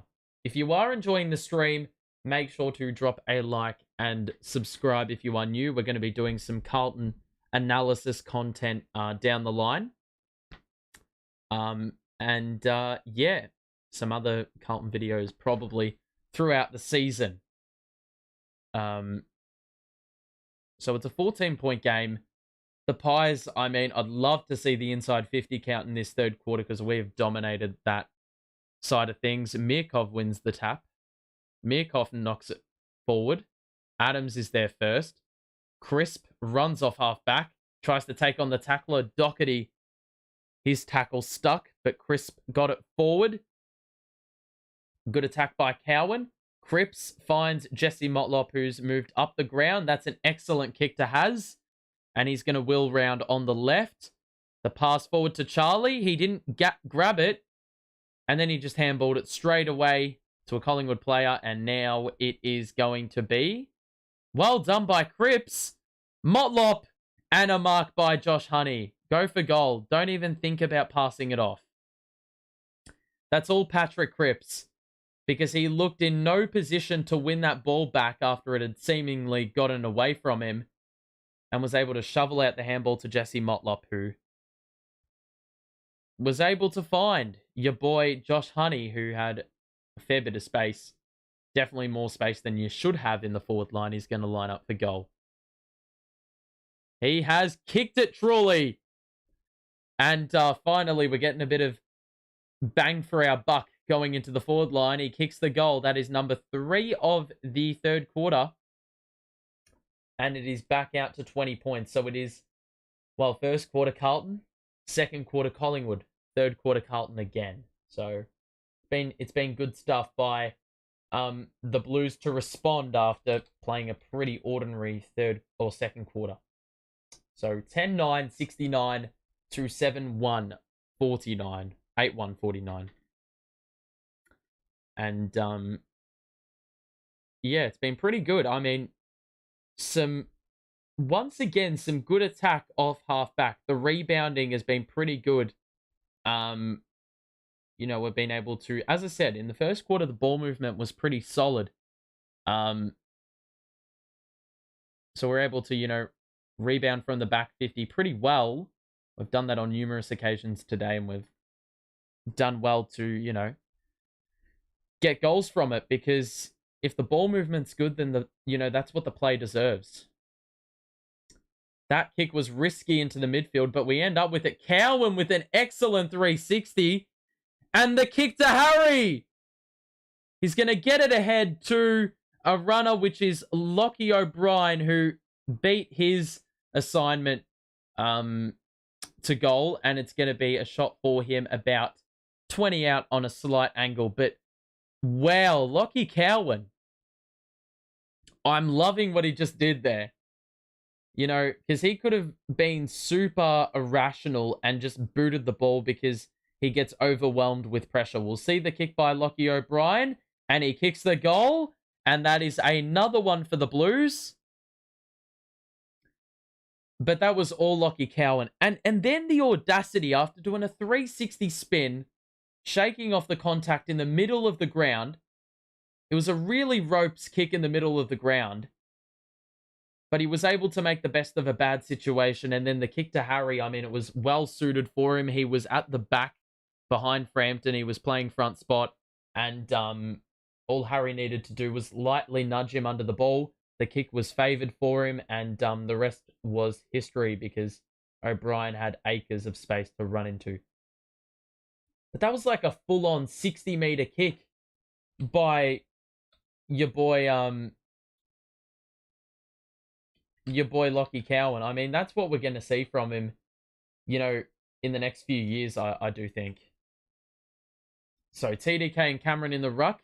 We win the clearance. TDK.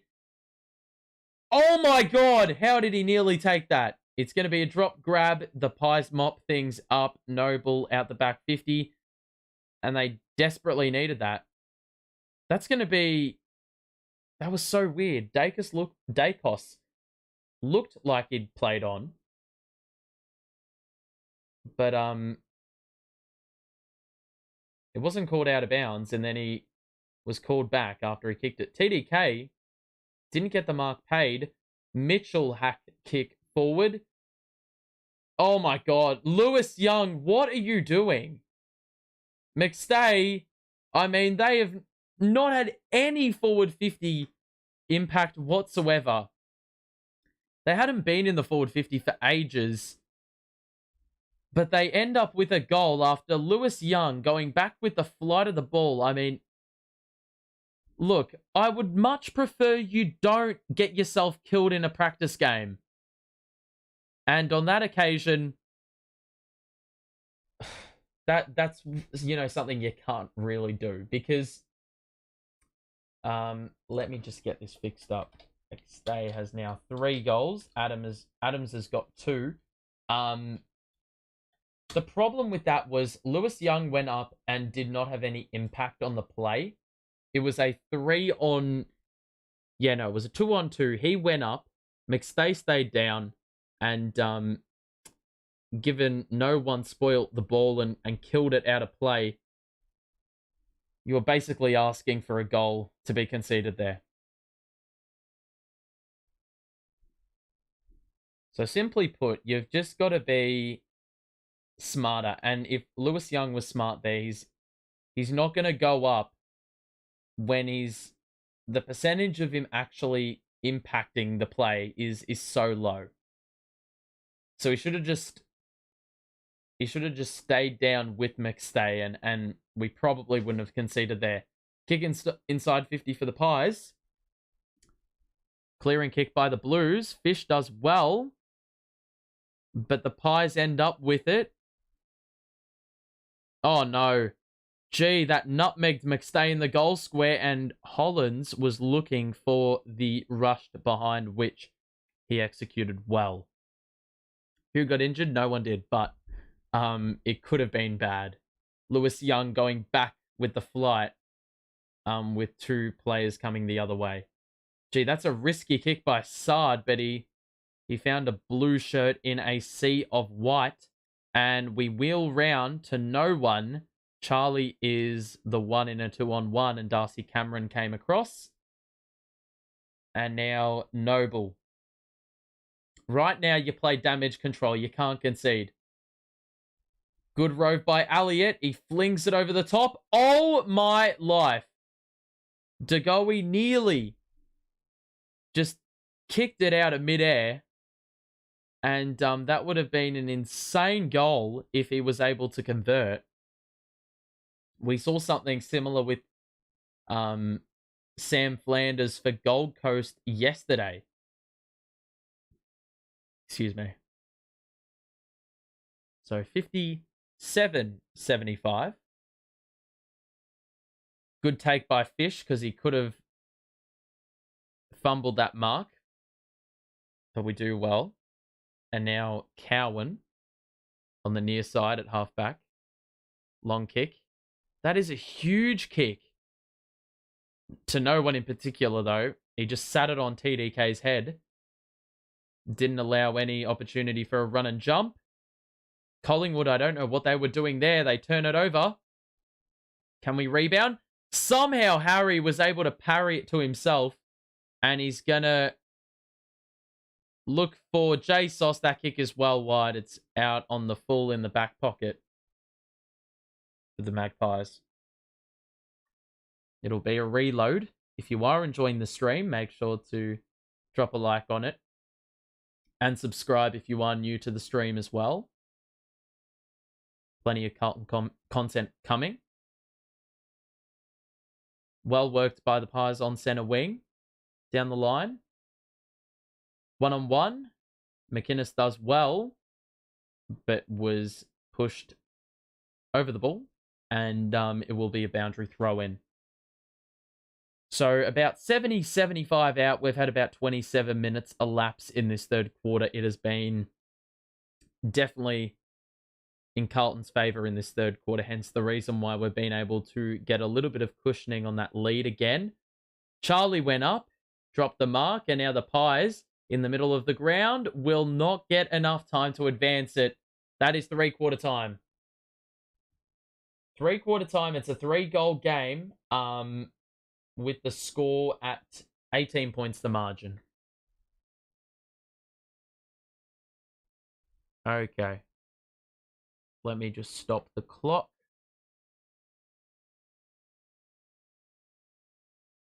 Alrighty, so three-quarter time, you can see that the Blues kicked. Well, at the very start of the third quarter, we were not capitalizing on all the run of play we had.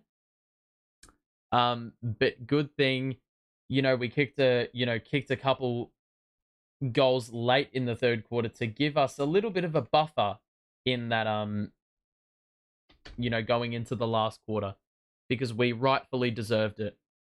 What is the score? You can see it up there on your screen. 11-9-9-3. 75-57. We've got 1 quarter to play. And you can see,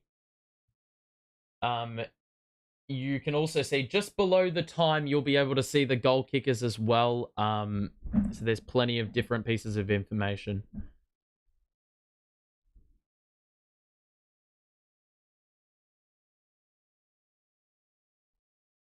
Alrighty. If you are enjoying the stream, you know what to do. Do I remember Mitch McGovern, Matt Cottrell, Jordan Boyd, Jacob Wiedering went for the goal, or for the same ball when Max Gawn kicked the goal? Well, it wasn't Max Gawn that kicked the goal. It was Cozzy Pickett, but or was Jake Melksham? The last 2 goals that Melbourne kicked in that game last year was Jake Melksham, and then it was Cozzy Pickett. So I don't really know which quarter you're talking about, if you're talking about a specific quarter. We've got 1 quarter to play.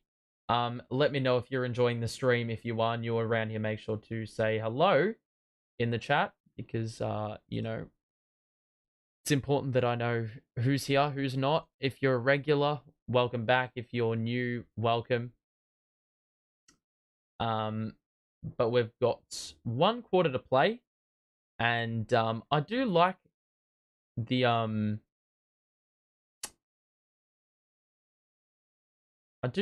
count up clock.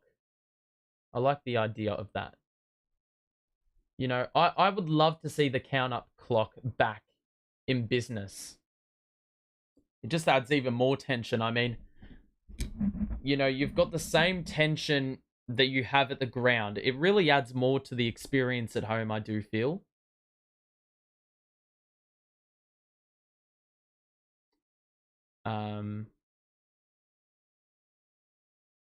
Was a 4-on-1.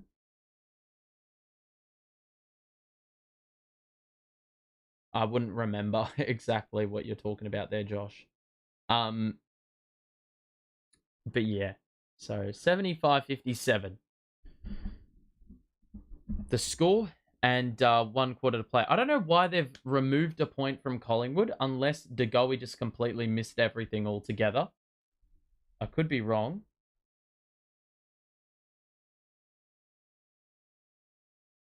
Promising signs from the boys bring on round 1. Yeah, promising signs. I think yet again the key is playing a full 4-quarter performance. We didn't see it enough last year. The second quarter, in the second quarter, we got absolutely run off our feet. We conceded 5 goals in 12 minutes. I mean, that's David Teague ball if I've ever seen it. So, yeah.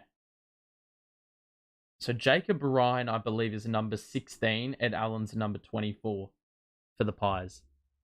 If you're a Pies fan, let me know what number those two are, Jacob Ryan and Ed Allen, because I'm not 100% sure who's who.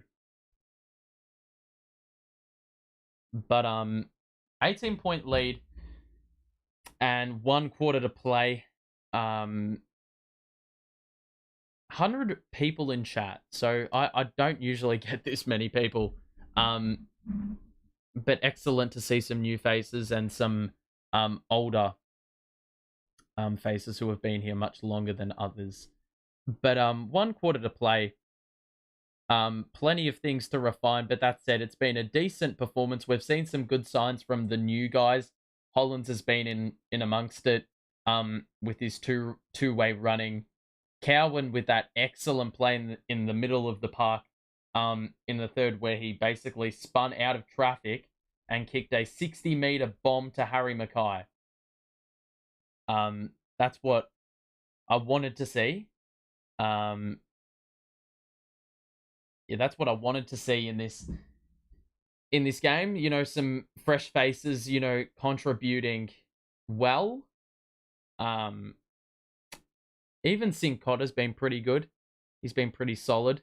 But I don't think he's played much, if at all, in this third quarter. The ball didn't really get up there, either in the third quarter. I can't even speak, bro. In the third quarter. Thank you. How's Ed Kerno going? He's actually been all right. He's been amongst it. He is. I've liked his composure. He's an experienced head. So he's always going to be an asset on the field. He's not going to contribute in some ways. I think he's played more forward than midfield. But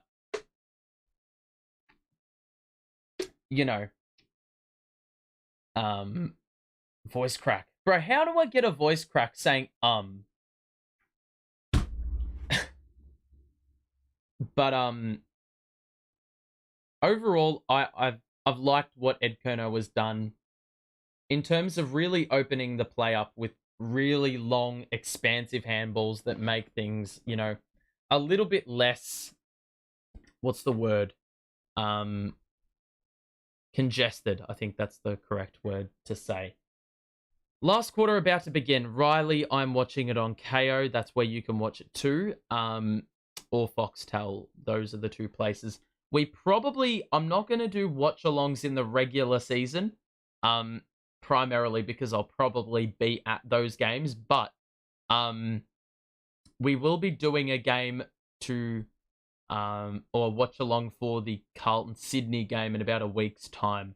I will be covering that. So if you want to tune in for that, stay tuned and subscribe. But we are underway for the last quarter, and it is the Pies with the clearance. Let me just double check the clock is running. Bro, I seriously just got to stop with these voice cracks. It's unbelievable, man. I've got to get a grasp on this. Seriously. Bro, McCreary doesn't seriously think he can kick this from 65 out. No shot. He's kicking it from the edge of the center square. Sits it up. Good fist by Mirkov. And it's going to be another behind. Basically the same fashion in which DeGoey also kicked a behind. Kicked it out of midair. It's going to be a point. And the Pies, bro, there's been more than 3 behinds. It keeps saying it's 75-57, but it's actually 75-58. So Sard is going to run it out of the back line. TDK was pushed out of it. No free kick. Mitchell and Cripps, the ball magnets duo, go at it. 50-50 ball to win in the middle of the ground. Frampton. Still no clear winner. Now it's Noble at the back of the pack. That kick to Quaynor. He's got to go fetch it all the way in the back. 50. Kick it to the open side. Dacos. Now Jeremy Howe. Long kick to the pocket. Off hands, out of bounds, throw in.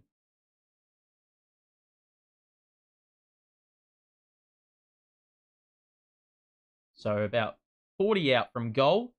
Really appreciate the support today from all you viewers. 95 in the chat right now. Awesome to see. Surely Mirkov was held there. There's going to be no free kick. Cripps with the clearance to relieve some pressure. And Maynard at the back with an excellent grab. He's wearing number 4 now. That's why I've been put off by every time he grabs the ball and I hear the words Maynard by the commentators. Long kick. Well done by Bam Bam getting in harm's way. McStay was coming at it as well.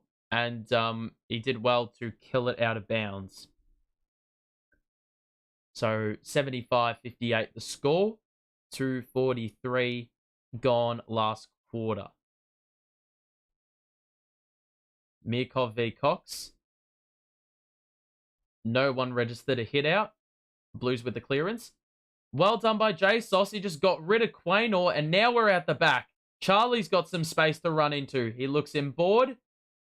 And who on earth was he trying to direct that to?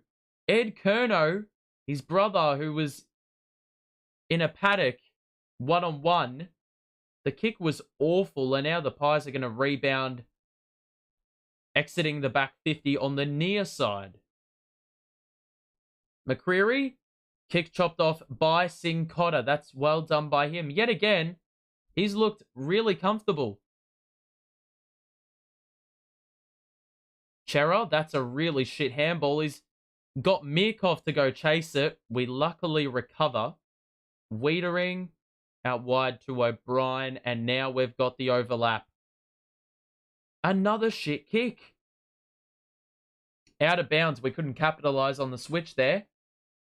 O'Brien a bit to the right of Curnow, and he's off hands. Fumbled it out of play. Alrighty. So boundary throw in on the far side. It's Mirkov v Frampton. 50-50 ball to win. Adams does, and there's an open number in the middle of the ground. McCreary tries to flip it over to Crisp. Bats it forward to Degoe. Gives it back to Crisp. Forward 50. Oh! Big grab, Jamie Elliott. And, look, there's nothing you can do about that. I mean, Collingwood did all the right stuff there. Won the ball. Looked inboard. The option was there. They used it. Then they were able to, it was a little bit dodgy the way they moved it forward, but they were able to make it work. That's what good teams do. And then just a moment of brilliance by Elliott, who used Adam Sard as a step ladder. And now Elliott, he's sprayed it to the right. Why could he not do that in round 23 last year? Alrighty. So 75-59. Big hang by Jamie Elliott. Alrighty, so 75-59. Charlie doesn't take the grab, does well at ground level, was able to win it, and now he feeds it back to Chera, who kicks it forward to a sea of Collingwood players. Frampton dropped it, but he's got all the time in the world. No pressure on him. Goes down the middle. Well done by Lewis Young. Wiedering, Kennedy, and now we spread. Here we go. O'Brien on the left. Forward. To JSOS on the lead. He's got Quainer right on him, but the kick was perfect. He's got Matt Kennedy leading up right at him. Doesn't use him. And he fed Paddy Cripps, who found a little bit of space in the pocket. And there was no one putting a body on him. And it equated to a very regulation chest mark for Patrick Cripps. It is going to be a simple set shot. A snap on the right. And it is good. There we go. 81-59. That is Cripps's first major of the game. And the game's not over. We've got a long way to go. As we saw in the second quarter, things can change relatively quickly. But it's been, well, a good sign. Obviously, we kicked the first of the last. That was probably important to our chances of winning the game. So 81-59, not long left in this game.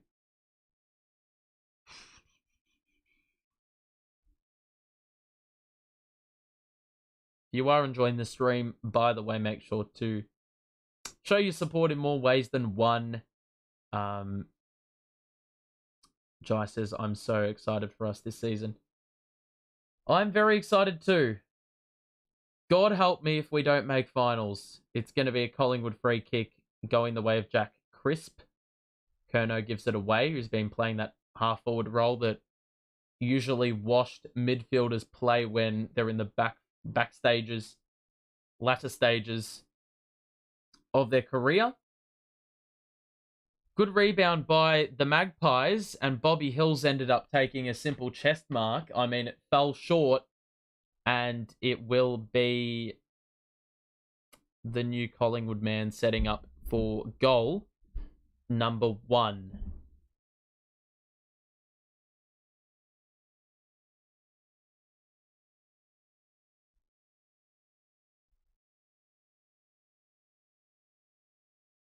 Set shot coming up, and he has kicked the goal. We have another goal for the Magpies. Second major of the second half, and they're going to need to kick a few more than that to get the job done, but that is the first major for Bobby Hill. And there's been a lot of goal scorers in this game. I mean, a lot of players have gotten, their fair share of it. In terms of kicking goals.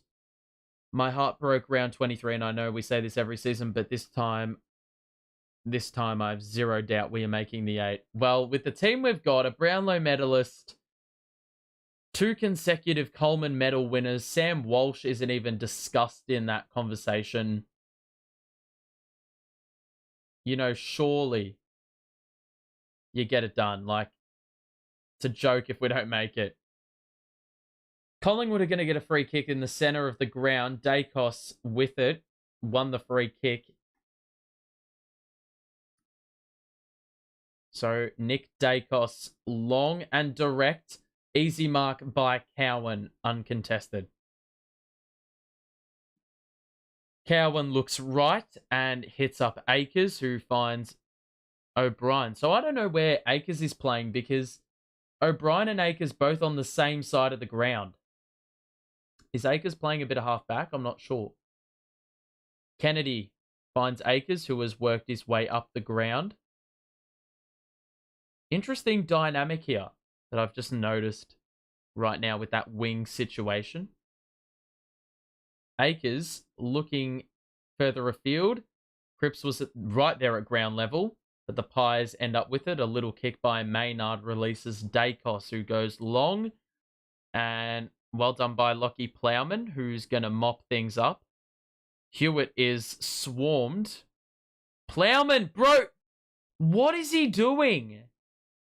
Even in a practice game, bro, he's like so slow. You know, his decision making is VFL standard. He takes way too long to think about what he's doing with it.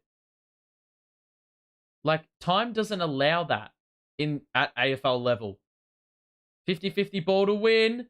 Curnow is crunched in the tackle. Blues end up with it. And Motlop didn't think the pass was intended for him. Cripps shovels the hand pass. Akers does well to end up with it. O'Brien goes back. Cowan with the dump kick to 1-on-1. It's Curnow v Maynard. Motlop is there. And he's off. Good kick. Excellent kick by Jesse. And Jesus did not need to do anything except run onto it and take a simple mark. He could take it full stride, arms extended, and the defender, you know, didn't really stand a chance. It's going to be a set shot for Jesus to kick his second major of the game. But well done by Charlie to win that crucial 1-on-1, and Jesse Motlop just with the better gut running in that situation to beat his assignment to the contest.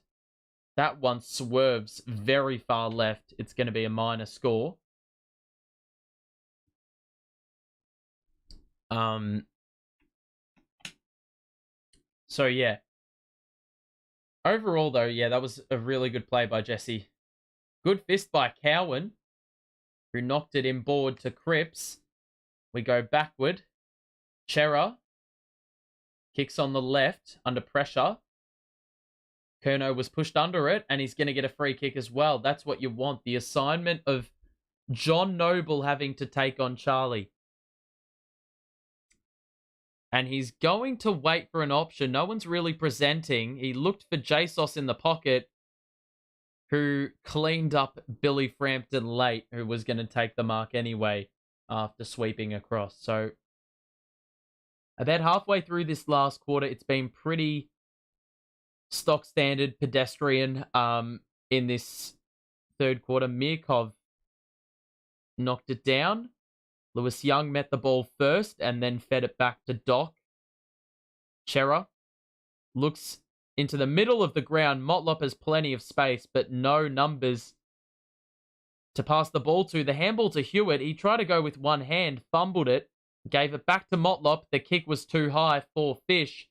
And now the Pies, well, they're held up, but they will try to rebound. Maynard, that kick was a little bit unconventional, but it's gotten out the back.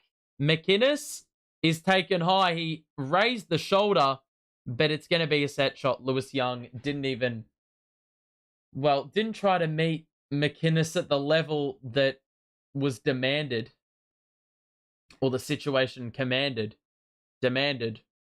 I don't know.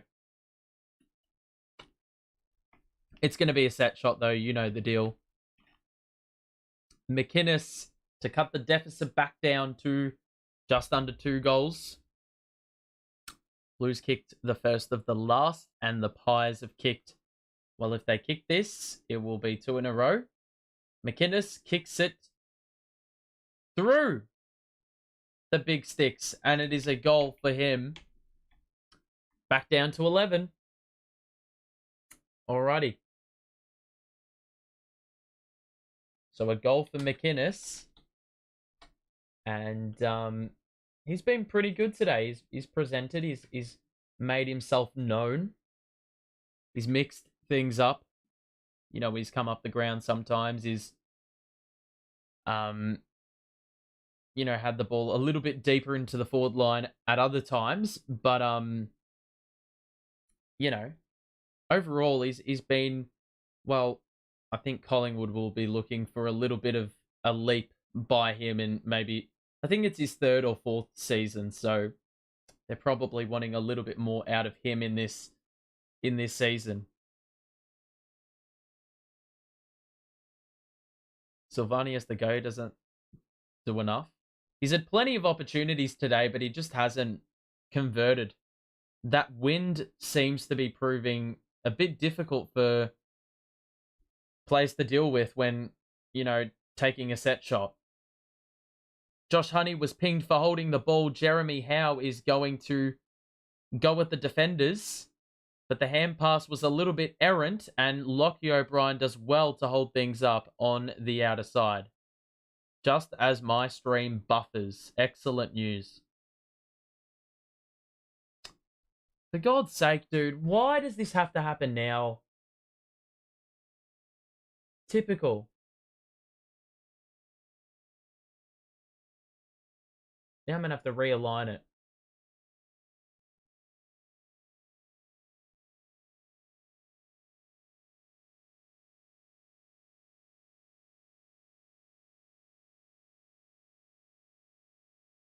God, what is going on with the connection, dude? Collingwood win it from the ball up. That one over the top. Marked by McStay. He's absolutely shanked it on the outside of his foot. Hollands was there to meet it.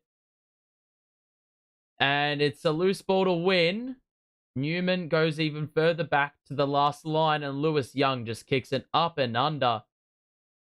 That went about 30 meters.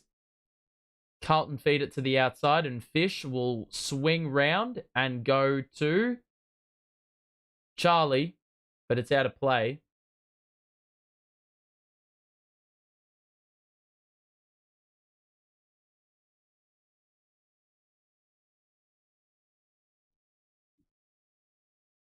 Okay, I'm behind now. Let me see if I can sync it. Yeah, this is just about synced. All right, that'll do. TDK up the ground. It's a behind by the Pies, by the way. That must have happened in the 30 seconds I skipped. Surely that's out on the full, and yes, it is. So it's going to be Chera footy. How was Hollands looked so far? I haven't seen too much of him in the second half. He's definitely a project, but I have seen a few signs from him. Mason Cox, big run and jump. And he's able to topple the Carlton attack. G. Johnson crashed the pack pretty hard. Doherty feeds it out. He's been really good in close. Hollands on the outside now with the right foot. Excellent kick forward. Hits up Charlie. Top of the square. Jesse completely misjudged that in the air. I think that was the wind yet again, because yeah, it definitely seems really strong out there, because he was in perfect positioning, but the ball must have just carried it a few extra meters, and it's just gone right over the top and out of play in the forward pocket for the Blues. So a throw in here. Who's there? Doc. Kick out. O'Brien on the left. And that's not even going to register as a score. And it's going to be a 50 on Josh Honey because he did not go back to the 9. Like, yeah, Sam Doherty with his handball game, he's been really good at opening the game up, gathering the ball in traffic and then finding the man out wide. Hoskin Elliott down the middle. That is an up and under. Who's going to meet it first? It's off hands. It goes back out the 50. Big tackle, Matt Kennedy. Sard with a quick handball. Hewitt out wide to O'Brien. The handball was errant. But what it did do was allow him to attack it full stride. And O'Brien did really well there. Because initially it looked like he was absolutely cooked. And our attacking player was held up. But he was able to just continue to bat it forward to himself. And then was able to gain some distance. So we're back in the forward 50. 82-72. Cox. Doherty again. Good hands again. Hewitt. That barely goes 5 meters. No one took a mark there. Dacos was able to get it away in the nick of time. It's holding the ball, though. And Patrick Cripps is going to win it. Big tackle. But I tell you what, I've noticed Sam Doherty, for the reason we just mentioned with his work in traffic, in close, has been really good. Because you always, like, it's imperative that you have that player that can, as Cripper missed another one, it's imperative that you have a player that can gather the ball and get his hands dirty and dish it out to those players that are better with their ball use. Or even just to get it out of there, because then the congestion goes away and things become a lot easier when that's the case. The Pies have got it on center wing. Kick into the middle of the ground is shithouse by the Pies. And now Hewitt out to Chera. And one more to Lewis Young. We have more numbers. Lewis Young, no one comes at him. Eventually, Elliott approached. He gave it to Chera, but the kick was misdirected. The kick short. Hollins chops it off. Couldn't take the mark, but was able to trap it. Cripper. That is a very messy kick. He finds TDK in the pocket. He did not keep it alive. And we would have been covered if he was able to keep that in play, because Motlop was ready. And he would have been off to the races if he was able to continue with his play. But it will be a boundary throw in about 20 out. 83-72 the scores. Mason Cox follows up his own ruck work with the clearance. Hollins does well to get back and good composure.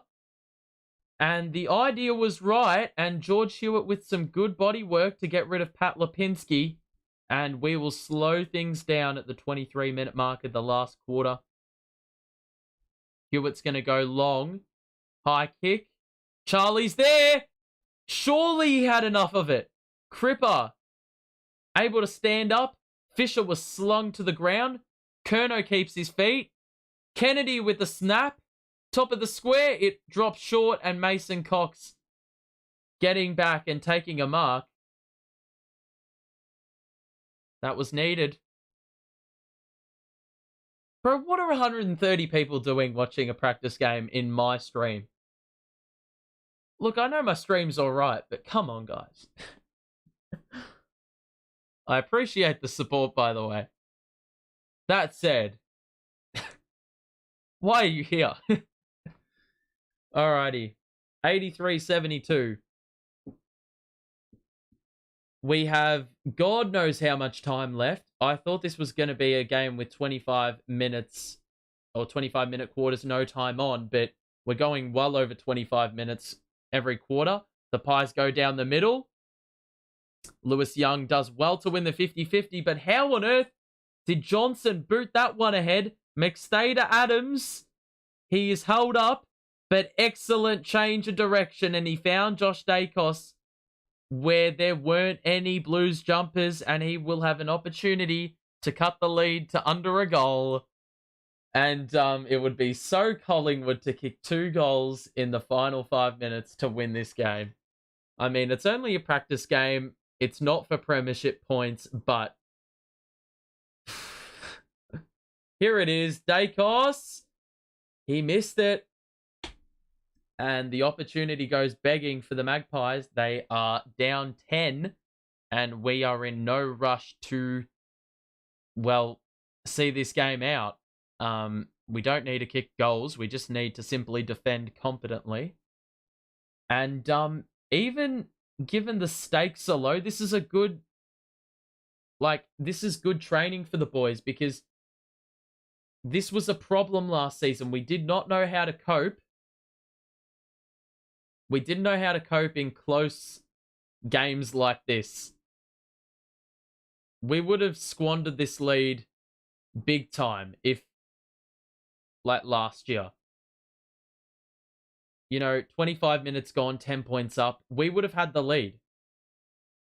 So it's going to be interesting to see how these final 5 minutes pan out. John Noble goes long, high kick, through hands by Jesus, who has now gone into the back line. It will be a ball up. It is Wheaters who wraps up Ash Johnson, and we have exceeded 26 gone. So given there hasn't been too much scoring in this quarter, you would probably suspect there's not much time left. Well done by Dacos. Short kick by McCreary. DeGoey. DeGoey's got it. Shot on goal. He's taking no time to compose himself. He's got to kick the goal, and he has kicked it to the left. So we have been let off the hook, and 2 opportunities to get the lead down to under a goal has gone begging. If you are enjoying the stream, make sure to drop a like and subscribe. If you are new, we're going to be doing some Carlton analysis this season, as opposed to my match reactions. And we will also be doing some other Carlton content if you are interested in that. TDK leads up at the footy and took the grab about 55, 60 out. So he will just wait for the clock to expire. TDK down the line. High kick. No winners there. Collingwood mop it up. How? No, that was crisp. Little snap into the middle of the ground. That is probably not what you want to do, but if you want to win a game, you're going to be risking it for the biscuit. Lockie O'Brien on the outside. Short kick. He's got Doc, who's pushed forward, and he does not need to do anything except go back, kick the goal, and ensure that this game is done and dusted. Pretty tough conditions. It is. It's been very blustery. It's been very hot. I'm very surprised that so many people have rocked up. The siren is gone. Sam Doherty will go in and try to seal the win, and he kicks a poster. That'll do it, people. 84-74, the final score. First bit of footy back since the round 23 loss against the exact same opponent. But we have won the game. It wasn't our best footy, but that was to be expected. You're not really going to get the best, the best footy straight out the gate, first game back. The game is over, people. It is done and dusted. The siren has gone. The game is over. Let me just update the scores. 12-12 to 11-8 in that final quarter. You can see the quarter-by-quarter outlook there, and you can also see the goal kickers just below the time as well. But let's just discuss a few things. First and foremost, I want to say thank you for tuning in, by the way. A lot of new traffic. So thank you everyone for coming into the chat. If you did enjoy the stream and you are leaving now, make sure to show your support on the way out. And subscribe if you are new to the stream as well. We're doing, as I said, plenty more Carlton content down the line. But for those who are still here, there's quite a few of you still, which is good to see. But if I'm talking about takeaways, I'd have to say that the ball movement looks a bit more fluid and free-flowing. I would have to say that. That is probably my number one takeaway. Obviously, with, the new signings, Blake Acres looked pretty good out there. Nothing too flashy. But I did like some of the new inclusions as well. Ollie Hollands was pretty good, especially in the back half of the game. I mean, share your thoughts in the chat if you guys have anything to say about the game. If you were watching the game and you were listening to me, what did you see that you liked? If you have any questions about who performed, who didn't, make sure to also ask me so I can answer that too. Overall, like Alex Sincotta, he looked pretty comfortable at the level. Obviously, the expectations, the pressure is much lower, but for the situation, he was all right. I thought Alex Mirkov wasn't too bad in the ruck. He held his own. He doesn't have, really any impact on the game or influence, but overall, like he was pretty good at times. He won a couple hitouts here and there, nothing game breaking, nothing game changing, but against Darcy Cameron, I think he held his own well against a pretty worthy AFL ruckman. If we talk about who else I'm trying to think of, Lockie Cowan, the big thing that stood out to me in the first half was the second half was when he, did a pirouette in traffic, spun out of trouble.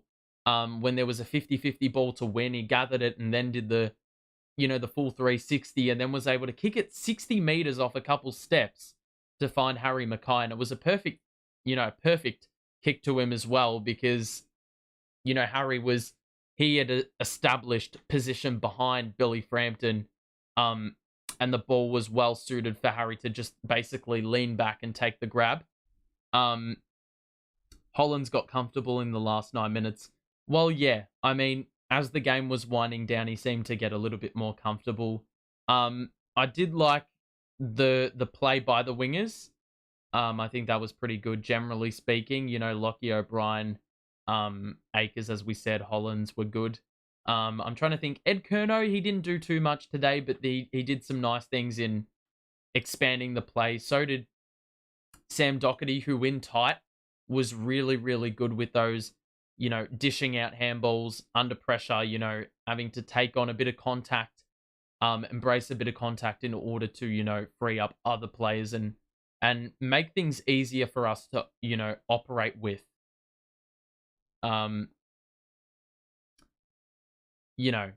Because obviously you get more space, you're able to operate easier, you have less pressure. That pressure factor, doesn't play as much into it because you're not under as much duress.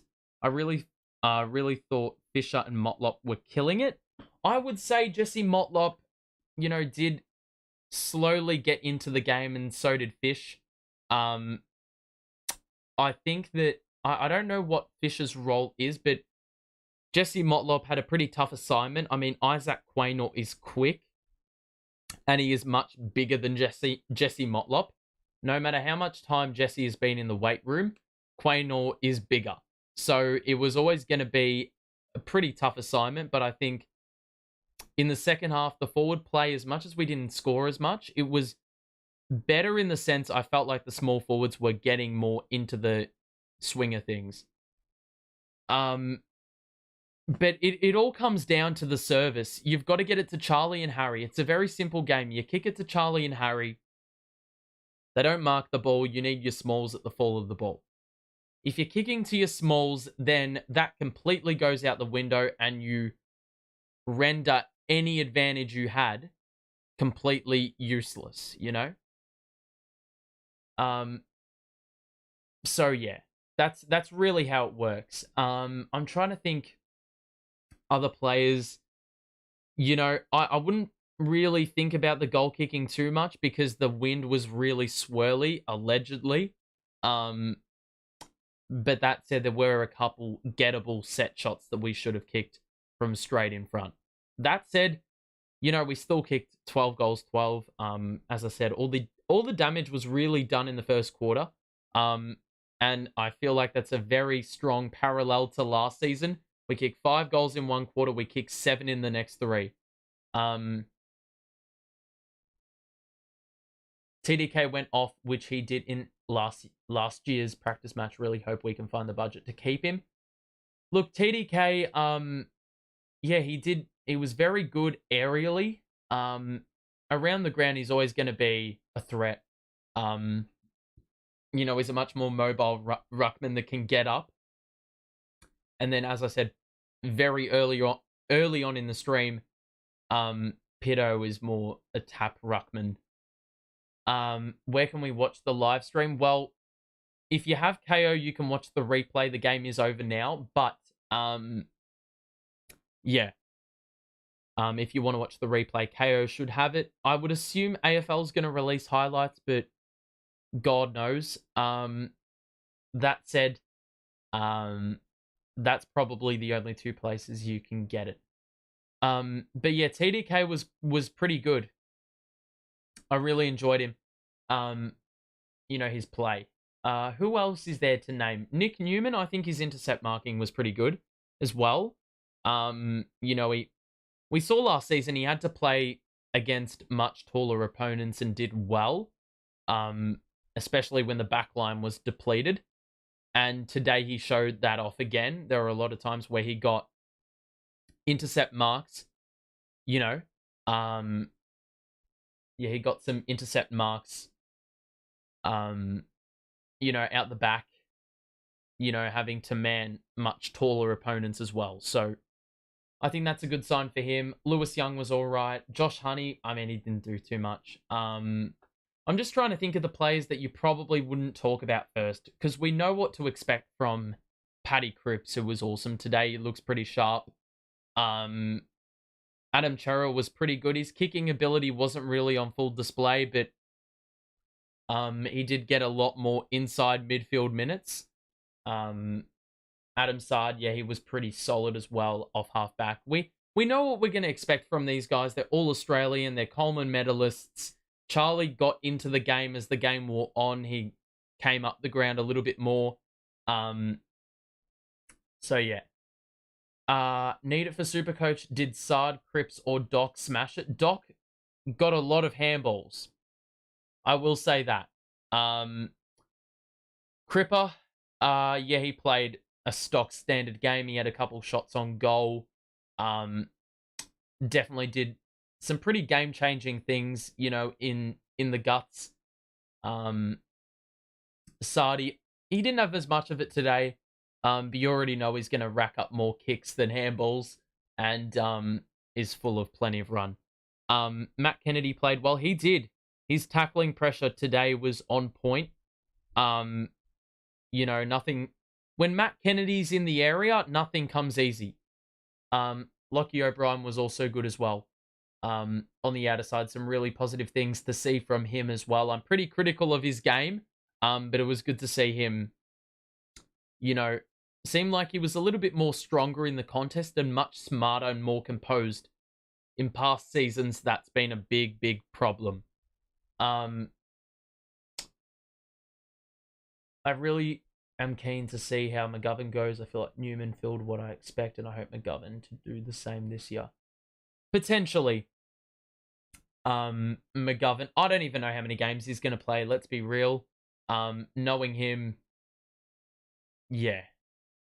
It's an interesting proposition. Or an interesting discussion to have about how many games Mitch is actually going to play. I see they're still overusing handballs. I don't think we overused handballs. I think, as I said, the game plan was, it seemed a little bit more refined with the ball movement. It seemed a little bit more fluid. You know, the handballs were the right handballs. Sometimes we would draw the man and give off the handball. Sometimes we would, we'd need to use 6 or 7 handballs to work our way out. And sometimes you've got to do that. You've got to mix and match. And try different things and switch things up. Is Moo going to play round 1? I don't know about Lockie Cowan. Some really good things. His build is definitely AFL ready. It's just about whether he's got it's always about the smarts. Whether let's say game 1, sometimes you have the jitters. Sometimes you've got hesitancy going for a 50-50 ball. You don't know if, you don't know when the right time is to go off your man to chase the ball. It's little mental things like that, which is going to be probably the thing with Lockie Cowan, because he's got a lot of good ability. As I said, he's tall, he can intercept, he's got a booming left foot kick. There's so many good things about his game. It's just about whether or not the mental aspect of his game, ultimately you're going to need to expose him to the system, to the AFL system, but it's just whether or not you want to expose him earlier in the season, and he could potentially play a part in September. Who knows? But yeah, it's an interesting thing to discuss. When the game is on our terms, we're winning. We take the game on and go for the kick straight down the guts. But when we're under pressure, we go through the corridor. Well, if you're under pressure and you go through the corridor and it comes off, it looks really good. But then if you go up the guts and you turn it over, well, then you get completely and utterly exposed. So it's just a matter of finding the right balance, knowing when to take the right kick. That's primarily why I say Lockie Cowan potentially isn't ready, because I don't know if he would go and try to bite that kick off or bite off that kick way too many times for my liking, and in times which you shouldn't try. We learnt last year, we probably left ourselves too open and vulnerable in situations where we really needed to play conservative. So I don't know if players like him that aren't really exposed to the AFL system and haven't been exposed enough to those situations, I don't know if they're going to, not entirely their fault. It's just because of experience. I don't know if that's going to be the tipping point for him in terms of whether he plays round 1. But as I said, if he gets exposure, you probably want to get it out of the way earlier on. Kemp and Carroll didn't get a run in this game. They both need to show something this year.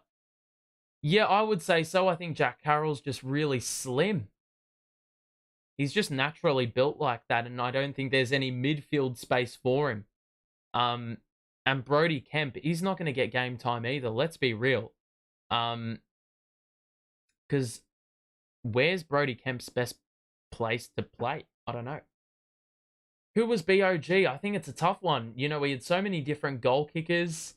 So many goal kickers. Players chipping in different ways. It was... I wouldn't say there was a clear best on ground. There were obviously some good players as per usual. You got Cripper as a standout. You got Doc as a standout. TDK was pretty good today. Harry's first quarter was pretty valuable. Yeah. Champagne calling, more of that sarcastic evil humor. What sarcastic evil humor are you talking about, my friend? I don't think I have any sarcastic evil humor. I may keep things real sometimes, but I most definitely, I reckon I am sarcastic half the time, but I'm the evil humor. I don't think I have any of that. They love tackling in the mud and getting dirty. We get afraid to bounce in the wet or slide for a mark. You have to adapt to different conditions. That's why we love Marvel Stadium, because of the roof. Yeah, well, that's another thing. I mean, you can't really, like, off a game like this, we don't know what the best, um or we don't know how well we operate in wet conditions. We didn't play in wet conditions today. But when the situation arises, well, then obviously we'll take it by ear. Um we'll see if we've actually grown in that department. That said, I don't think we played awfully in more wet conditions. In in games last season, but obviously there's always improvement to be had. That's the main thing I stress. Because I can't actually recall games where we were struggling in the rain or losing by a lot of points. Because, I mean, I'm trying to think. West Coast, that game was wet in the back end of the game and we won that. We piled on the points. Unless you can name any MCG games where it was wet, I can't recall. Well, actually, the Richmond game was a downpour. I don't think we played awfully that game because contested footy, contested footy is what we're good at. We were god awful with like the inside 50 count. We were shit. For 3 quarters, we could not buy a goal. And then we slowly got back into the game in the back end. Gold Coast. Yeah, well, Gold Coast, I swear to God, always give us problems. I think they're going to give a few more teams problems this season. But yeah, that Richmond game that's only one game. It's one game out of 23. You've got to take each game differently. One game isn't going to make your season. We've constantly, like, Michael Voss is constantly like, we played this game, we played shit, or we played well, but regardless, we move forward to the next. That is where our focus lies. We're not worrying about the past, only to learn from what we did wrong. That's the only time you refer back. But as far as I'm concerned, the result itself, you don't think about that. You just think about what you can extract from those games. Like, with the Collingwood loss last season, like the game before Melbourne, I guarantee Michael Voss was like, we're not seeing us as having lost. Obviously, in the landscape of the season, we needed to win. But, like, out of that game we could extract, we did well in 3 quarters. What did we do wrong in those final 5 minutes? Why did we commit so many numbers to the ball? Why did we allow Melbourne to attack the corridor? And why did Cozzy Pickett, or why was he allowed to get off the leash in the final 30 seconds when you should have put every single Melbourne player on lockdown? So that's going to be the key. And once again, in a game like this, that's exactly the mindset. It's a practice game.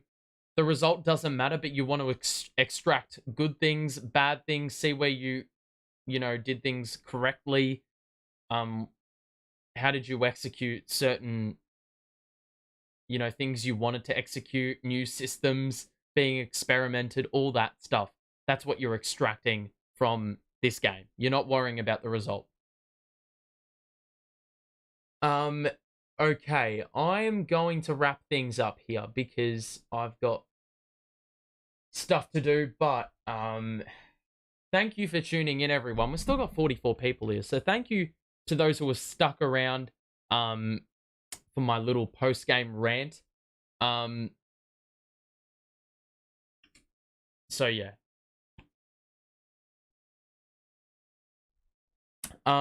Make sure to, on the way out, make sure to drop a like and subscribe.